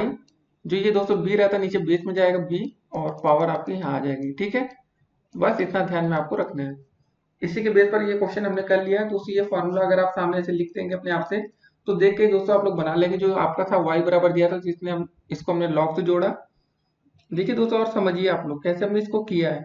ठीक है, ये 5 नीचे गया बराबर 6। ठीक है, अब दोस्तों देखते हैं आज का अगला प्रश्न, और ये क्वेश्चन बीटीसी 2016 में आपका पूछा जा चुका है। तो दोस्तों 71 नंबर क्वेश्चन क्या रहा आपका कि यदि 16:8 समानुपात 8:x है तो x का मान आपको बताना है। तो दोस्तों ऐसे क्वेश्चन आज हमने पहले कर चुके हैं। चलिए दोस्तों देखते हैं कैसे होगा ये प्रश्न आपका कि 16:8 समानुपात का चिन्ह फिर 8:x। तो दोस्तों आपको x का मान निकाला। हमने बताया था दोस्तों आप लोग बाहर का गुणा बाहर से, अंदर का गुणा अंदर से करेंगे। तो क्या हो जाएगा आपका 16 डॉट में x आ जाएगा बराबर दोस्तों 8 गुणे 8 करेंगे तो 8 गुणे 8, डॉट का चिन्ह है दोस्तों। x बराबर आ जाएगा दोस्तों 88 64 होता है 64/16। 16 कम 16, 16 चौके 64। तो दोस्तों आपका x का मान यहाँ से आ जाएगा 4। यही आपका उत्तर हो जाएगा, सिंपल सा आंसर। ठीक है, तो दोस्तों देखते हैं विकल्प में कौन सा हमारा आंसर सही जिसमें 4 आ रहा है। विकल्प नंबर सी, ये बिल्कुल आपका करेक्ट आंसर है। अब दोस्तों देखते हैं आज का अगला प्रश्न।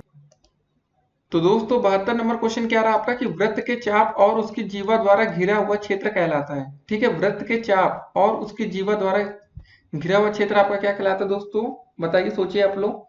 और यह प्रश्न दोस्तों आपके बीटीसी 2017 में पूछा जा चुका है। तो सोचिए दोस्तों इसका आंसर। तो सही आंसर दोस्तों इसका होगा आपका त्रिज्य खंड। याद रखना है दोस्तों। ठीक है, ऐसे क्वेश्चन पेपर में आ सकते हैं। देखिए वृत्त का चाप होगा और उसकी जीवा द्वारा जो घिरा हुआ क्षेत्र होगा त्रिज्य खंडी तो कहलाएगा ना, समझ के रट्टा मार लीजिए। अब दोस्तों देखते हैं आज का अगला प्रश्न।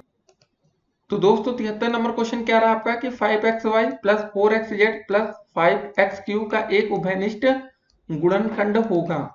ठीक है दोस्तों, क्वेश्चन ये है आपका ना 5xy प्लस का 4xz प्लस का 5x³ का एक उभयनिष्ठ गुणनखंड। तो दोस्तों देखिए सभी में कॉमन क्या हो रहा है, x कॉमन ले लेते हैं तो 5y बचेगा प्लस का आपका 4z बचेगा प्लस का आपका 5q बचेगा। ठीक है, उभयनिष्ठ का मतलब होता है दोस्तों जो सभी में है। तो दोस्तों हमारा सिंपल सा आंसर हो जाएगा x। विकल्प नंबर ए बिल्कुल राइट आंसर है। बस इतना टिक करना था दोस्तों, आपको 1 अंक मिल जाएगा। ठीक है, ये भी बीटीसी 2017 में पूछा गया प्रश्न है, कोई कठिन क्वेश्चन नहीं है दोस्तों, बस सिंपल सा आपको कॉमन लेना था। अब दोस्तों देखते हैं आज का अगला प्रश्न। तो दोस्तों 74 नंबर क्वेश्चन क्या रहा आपका कि किसी घन में शीर्ष होते हैं। किसी घन में शीर्षों की संख्या अगर दोस्तों आपसे पूछी जाए तो क्या आंसर होगा। देखिए शीर्षों की संख्या पूछी जाए तो दोस्तों आपके किसी भी घन में आपके 8 शीर्ष होते हैं। अगर दोस्तों कभी फलकों की संख्या पूछी जाए तो फलकों की संख्या दोस्तों होती है आपकी 6। और दोस्तों अगर आपसे कभी कोरों की संख्या पूछी जाए तो दोस्तों आपकी कोरों की संख्या होती है 12। ठीक है, 8 6 12 इसको याद रखना है। तो दोस्तों इसमें पूछा गया था किसी घर में शीर्ष होते हैं, तो दोस्तों आपका शीर्ष क्या हो जाएगा 8। विकल्प नंबर सी बिल्कुल राइट आंसर इसका, इसको आपको ध्यान में रखना है। ठीक है दोस्तों, ऐसे क्वेश्चन पेपर में आपको पूछे जा सकते हैं। शीर्ष मतलब देखते हैं ना, जब आप ये जुड़ा रहता है तो 1 2 3 4 5 6 7 8। ठीक है, आपके शीर्ष हो गए, कोरों की संख्या हो गई और फलकों की संख्या। अब दोस्तों देखते हैं आज का अगला प्रश्न। दोस्तों तो 75 नंबर क्वेश्चन क्या रहा आपका कि परिमेय संख्या 3/5 से बड़ी परिमेय संख्या है। देखिए क्वेश्चन साफ साफ बोला गया कि 3/5 से कोई बड़ी परिमेय संख्या कब हो सकती है। सबसे पहले दोस्तों एक काम करते हैं, सभी को हम 100 से गुणा कर देते हैं। फायदा क्या होगा आइए देखते हैं। 5 दूनी 10 0 20 3 60। मतलब दोस्तों अब ये क्वेश्चन बन गया आपका 60 से बड़ी आपकी परिमेय संख्या, या कुछ भी बोले जाए दोस्तों। ठीक है, परिमेय भूल जाए थोड़ी देर के लिए। 60 से बड़ी संख्या कौन सी होगी? पहला दोस्तों आपका दिया गया है 4/10। ठीक है, इसको भी दोस्तों हम 100 से गुणा कर देते हैं, सबको हम 100 से गुणा करेंगे ना। ये दोस्तों आपका आ गया 40। तो ये तो बड़ी संख्या होगी नहीं, ये तो रॉन्ग आंसर है। -4/10 माइनस में है दोस्तों, तो पहले ही रिजेक्ट हो गया, ये तो होगा नहीं। अब 6/10, 6/10 का दोस्तों हम 100 से गुणा करें तो क्या होगा, 1 0 से 1 0 कट गया, ये आ गया आपका 60। तो दोस्तों ये देखिए 60 के 60 बराबर आ गया और 7/10। ठीक है, ये क्वेश्चन देखिए 7/10 का जब हम 100 से गुणा करेंगे, 7/10 था ना, 1 0 से 1 0 कटेगा, लेकिन 10 7 70। तो दोस्तों ये 60 से बड़ी संख्या आ गई, तो मतलब आपका जो सही आंसर होगा वो विकल्प नंबर डी हो जाएगा 7/10। ये आपकी दोस्तों 3/5 से बड़ी परिमेय संख्या है। एक तरीका रहता सिंपल था, किसी संख्या से गुणा करके आप देखिए। हमने देखा कि 100 से गुणा कर दिया दोस्तों, तो ये आपकी संख्या जो परिमेय संख्या थी वो 60 बन गई। 60/1 लिख सकते हैं ना इसको। ठीक है, तो ऐसे कर लीजिएगा, सही रहेगा। अगर आप ऐसे ट्राई करेंगे 3/5 करके, तो हो सकता है थोड़ी दिक्कत है, लेकिन स्मार्ट वे, स्मार्ट तरीका, आसानी से दोस्तों आप लोग समझ पाएंगे। अब दोस्तों देखते हैं आज का अगला प्रश्न। तो दोस्तों 76 क्वेश्चन नंबर क्या रहा आपका कि x² + x + 1/4 का गुणनखंड है। तो दोस्तों ऐसा क्वेश्चन आज हमने एक पहले भी देखा था। तो ये सिंपल सा आपका a + b का होल स्क्वायर का फार्मूला बन रहा है। दोस्तों ट्राई करिए जरा आप लोग। अगर x ये लिखा है ना x² + x + 1/4, तो कैसे बन रहा है दोस्तों, इसको देखते हैं। x² लिख सकते हैं दोस्तों, 1/4 को पहले इधर लिख लेते हैं, 1/2 का whole square plus 2ab। 2 a की जगह दोस्तों आपका x ही हो जाएगा, b की जगह 1/2। ये 2 से 2 कट जाएगा दोस्तों, तो आपका फिर से x आ जाएगा, इसका स्क्वायर 1/4। मतलब साफ है x + 1/2 का होल स्क्वायर का ये फार्मूला है। ठीक है, यही आपका राइट आंसर होगा। तो यहाँ पर दोस्तों देखते हैं कौन सा विकल्प सही है। विकल्प नंबर सी देख रहे होंगे, x + 1/2 का होल स्क्वायर। इसको हम टिक करेंगे और दोस्तों आप लोग पूरे अंक लेकर जाएंगे। अब दोस्तों देखते हैं आज का अगला प्रश्न। तो दोस्तों आप 77 नंबर क्वेश्चन देखने वाले हैं। यदि 2 3 और x का समांतर माध्य 3 है तो x का मान होगा। और दोस्तों ये क्वेश्चन आपका 2017 फेज 2 में पूछा जा चुका है, याद रखना है 2017 में। ठीक है, तो कैसे होगा आइए देखते हैं। बोला गया 2 + 3 + x करते हैं ना दोस्तों, समांतर माध्य निकालना रहता है। टोटल संख्या दोस्तों कितनी होगी, 1 2 3 का समांतर माध्य आपका 3 दिया गया है, तो आपका x का मान निकालना है। इसको जोड़ लेते 2 3 5 होता है, प्लस आपका x/3 बराबर 3। 3 का 3 से 3 गुणा हो जाएगा दोस्तों, क्या हो जाएगा 3 3 का 9। 5 + x बराबर आपका आ जाएगा 9। दोस्तों अगर x बराबर वैल्यू निकालें तो 9 - 5 बराबर आपका आ जाएगा 4। ठीक है दोस्तों, यही आपका राइट आंसर होगा। अब दोस्तों देखते हैं 4 विकल्प में है या नहीं। जी हाँ दोस्तों, विकल्प नंबर ए ये आपका बिल्कुल सही आंसर है। ऐसे क्वेश्चन पेपर में आते हैं, आपको ध्यान रखना चाहिए। ठीक है, समझ गए दोस्तों कैसे किया हमने। बोला गया था दोस्तों यदि 2 3 और x का समांतर माध्य 3 है। देखिए समांतर माध्य दोस्तों हमें ये 3 पहले से दिया गया था। ठीक है, और दोस्तों देखिए ये जो नीचे 3 आया वो कैसे आया, ये 3 संख्या अलग अलग है, इसलिए दोस्तों हमने 3 लिखा। कैसे, पहली संख्या ये थी 2 और तीसरी ये।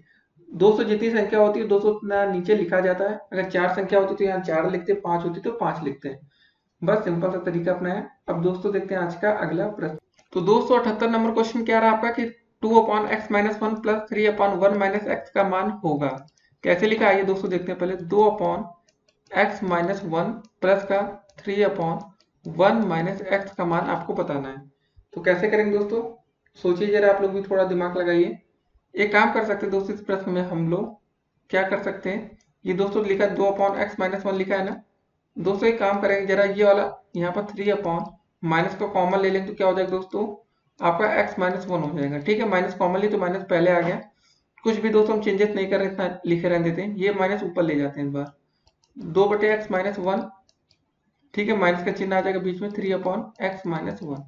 अब दोस्तों दोनों में हर समान है तो दोस्तों ठीक है, कोई दिक्कत नहीं, जोड़ लेते हैं, 2 - 3 हो जाएगा, जोड़ना क्या घट ही गया, तो माइनस का चिन्ह दोस्तों बड़ा है ना, माइनस का 3 तो घटेगा, तो दोस्तों -1 बचेगा, x-1। ये दोस्तों आपका राइट आंसर हो गया, -1/x-1। कौन सा विकल्प है, देखिए जरा दोस्तों, विकल्प नंबर डी, ये आपका बिल्कुल राइट आंसर होगा। ठीक है, अब दोस्तों देखते हैं आज का अगला प्रश्न। समझ गए ना इसमें क्या किया हमने, कुछ नहीं किया दोस्तों, यहाँ पर जो ये माइनस वाला था ना, यहाँ पर देखिए जरा, माइनस का चिन्ह था, इसको हम कॉमन लिए, इसलिए दोस्तों हमने कॉमन बनाया कि जो आपका हर है ना, यहाँ x-1 था, इधर भी दोस्तों हम चाहते थे कि x-1 हो जाए। जब तक आपका हर समान नहीं होगा तब तक ना उसमें आप जोड़ सकते हैं ना तो उसमें घटा सकते हैं। अब दोस्तों देखते हैं आज का अगला प्रश्न। तो दोस्तों 79 क्वेश्चन नंबर क्या रहा आपका कि चार समानुपाती पदों में मध्य पदों का गुणनफल अगर 36 है, यदि बाह्य पदों में एक पद 3 है तो दूसरे बाह्य पद होगा। तो दोस्तों ये क्वेश्चन पहले आपका 2017 में ही पूछा गया था, इसको आपको ध्यान में रखना है। ठीक है, तो कैसे ये क्वेश्चन करेंगे आइए देखते हैं। जब दोस्तों दिया गया हमें मध्य पदों का गुणनफल दिया गया 236, देखिए इसका फार्मूला सिंपल सा होता है, बाह्य पदों का गुणनफल बराबर मध्य पदों का गुणनफल, समानुपात में आपको ये याद रखना है। ठीक है, मध्य पदों का गुणनफल दोस्तों में 36 दिया गया है, बाह्य पदों का एक पद हमें 3 दिया है, दूसरा पद दोस्तों हम p मान लेते हैं, बस हो गया क्वेश्चन खत्म। p बराबर दोस्तों आपका हो जाएगा 36/3। ठीक है, 3 एकम 3, 3 दूनी 6, दोस्तों हमारा p का मान आ गया 12, बस ये आपका उत्तर हो जाएगा। विकल्प नंबर दोस्तों देखते हैं, सी आपका बिल्कुल राइट आंसर है। ऐसे क्वेश्चन आपके पेपर में पूछे जाते हैं, समझ गए, फिर से समझा देते, नहीं समझे हो। अगर दोस्तों कभी ऐसा दिया है x अनुपात y अनुपात समानुपात का चिन्ह p अनुपात है q, तो क्या करते हैं दोस्तों, हमने बताया कि आपको बाह्य पदों का गुणनफल बाहर से, अंदर का गुणा अंदर से, तो दोस्तों इसका आंसर होगा yp बराबर आपका xq। क्वेश्चन में क्या बोला गया दोस्तों कि हमें मध्य पदों का गुणनफल दिया गया था। जी हाँ दोस्तों, मध्य पदों का मतलब क्या था आपका, y इंटू पी की वैल्यू हमें दी गई है, y p की वैल्यू दोस्तों हमें यहाँ 36 दी गई थी, और दोस्तों बाह्य पदों में एक पद हमें बोला गया 3 है, दूसरा पद हमें नहीं पता, क्यों मान लिया, सॉल्व कर लिया, यहाँ से 12 आ गया। ठीक है, ये था तरीका हमारा करने का। अब दोस्तों देखेंगे आज का अगला प्रश्न। तो दोस्तों 80 नंबर क्वेश्चन क्या रहा आपका कि 3/4 की पावर 2 इंटू 3/4 की पावर 10 भागे 3/4 की घाते 8 का मान आपका है। तो सबसे पहले दोस्तों हम एक रूल लिखते हैं, बॉड मास आपने सुना ही होगा। ठीक है, तो दोस्तों बॉड मास रूल का रूल क्या होता है, सबसे पहले बी का मतलब ब्रैकेट या कोष्टक, ओ का मतलब ऑफ, डी का मतलब होता है दोस्तों आपका भाग या डिवाइड, एम का मतलब होता है मल्टीप्लाई या गुणा हिंदी में। ठीक है दोस्तों, ए से क्या होता है आपका एडिशन या जोड़, या एस से होता है दोस्तों आपका सब्ट्रैक्शन या घटाना।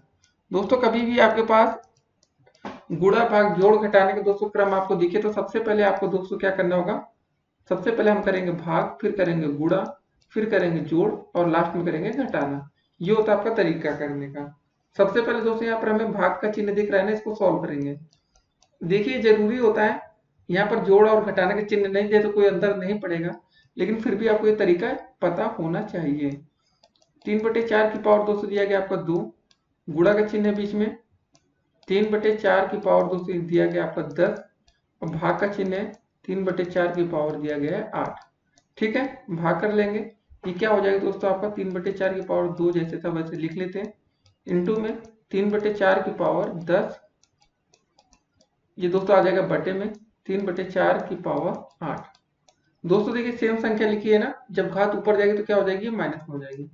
3/4 की पावर 2 इंटू में दोस्तों क्या हो जाएगा, यहाँ पर सेम है ना 3/4, ये दोस्तों घात थी 10, दोस्तों ये घात ऊपर गई तो 10 में से 8 घट गया, बचा 3 की, 10 में से 8 गया कितना बचेगा, आप ही लोग बताइए, 2 बचेगा ना। 3/4 की पावर 2 इंटू में 3/4 की घाते 2।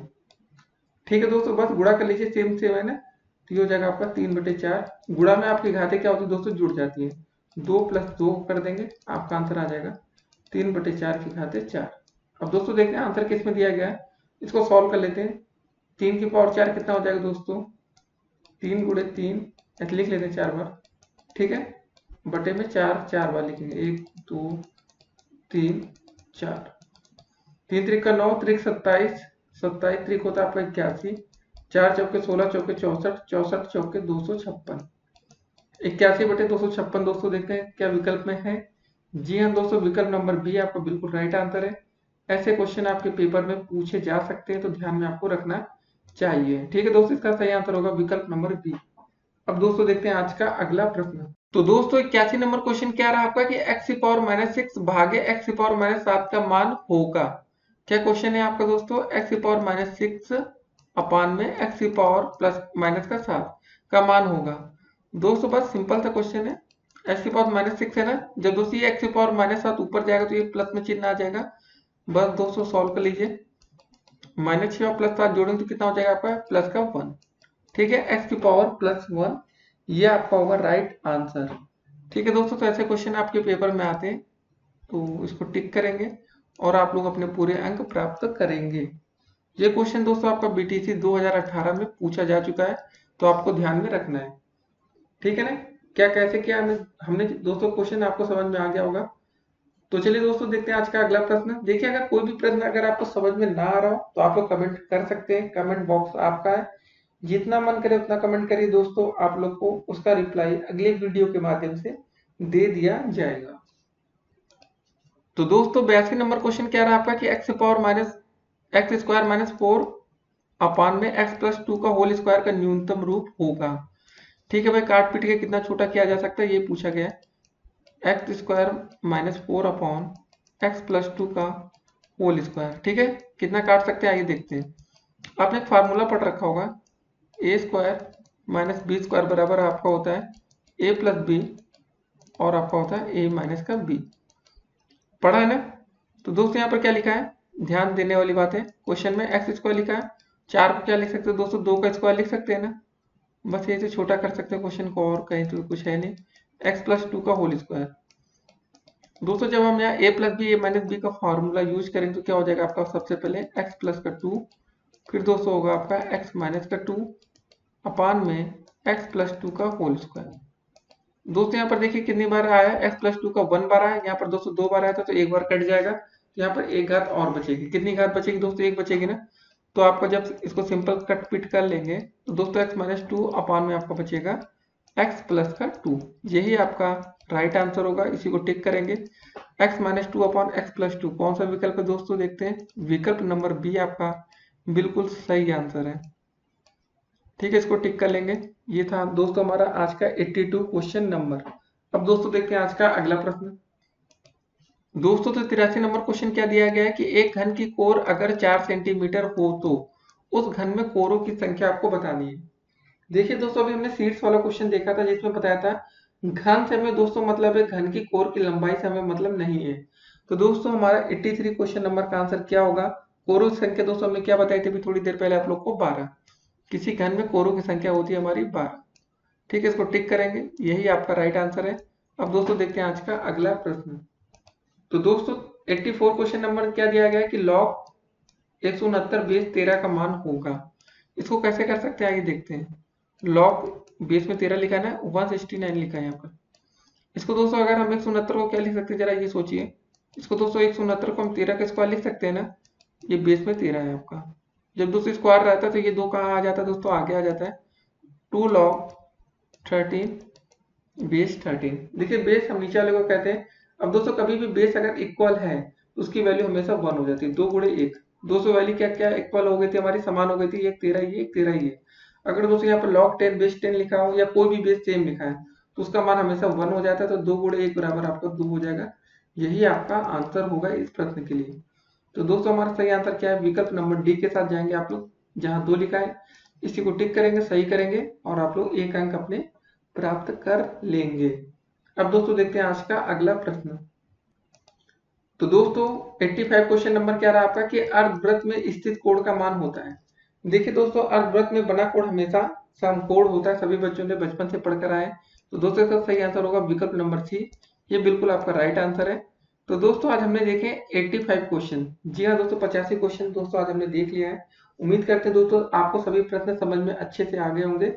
और पेपर की तैयारी के लिए दोस्तों आपके बहुविकल्पीय प्रश्न बहुत हैं, और आपके अधि लघु उत्तरीय भी यहाँ से कुछ मैनेज हो जाएंगे, लघु उत्तरीय भी मैनेज होंगे। और दोस्तों आपके लिए हमने एक अति लघु उत्तरीय और लघु उत्तरीय के अलग से वीडियो बना रखी है। इस वीडियो को देखने के बाद उस वीडियो को आपको पूरी देखनी है, तो आपको डेफिनेटली पेपर में 25 में 25 अंक आपको प्राप्त होंगे।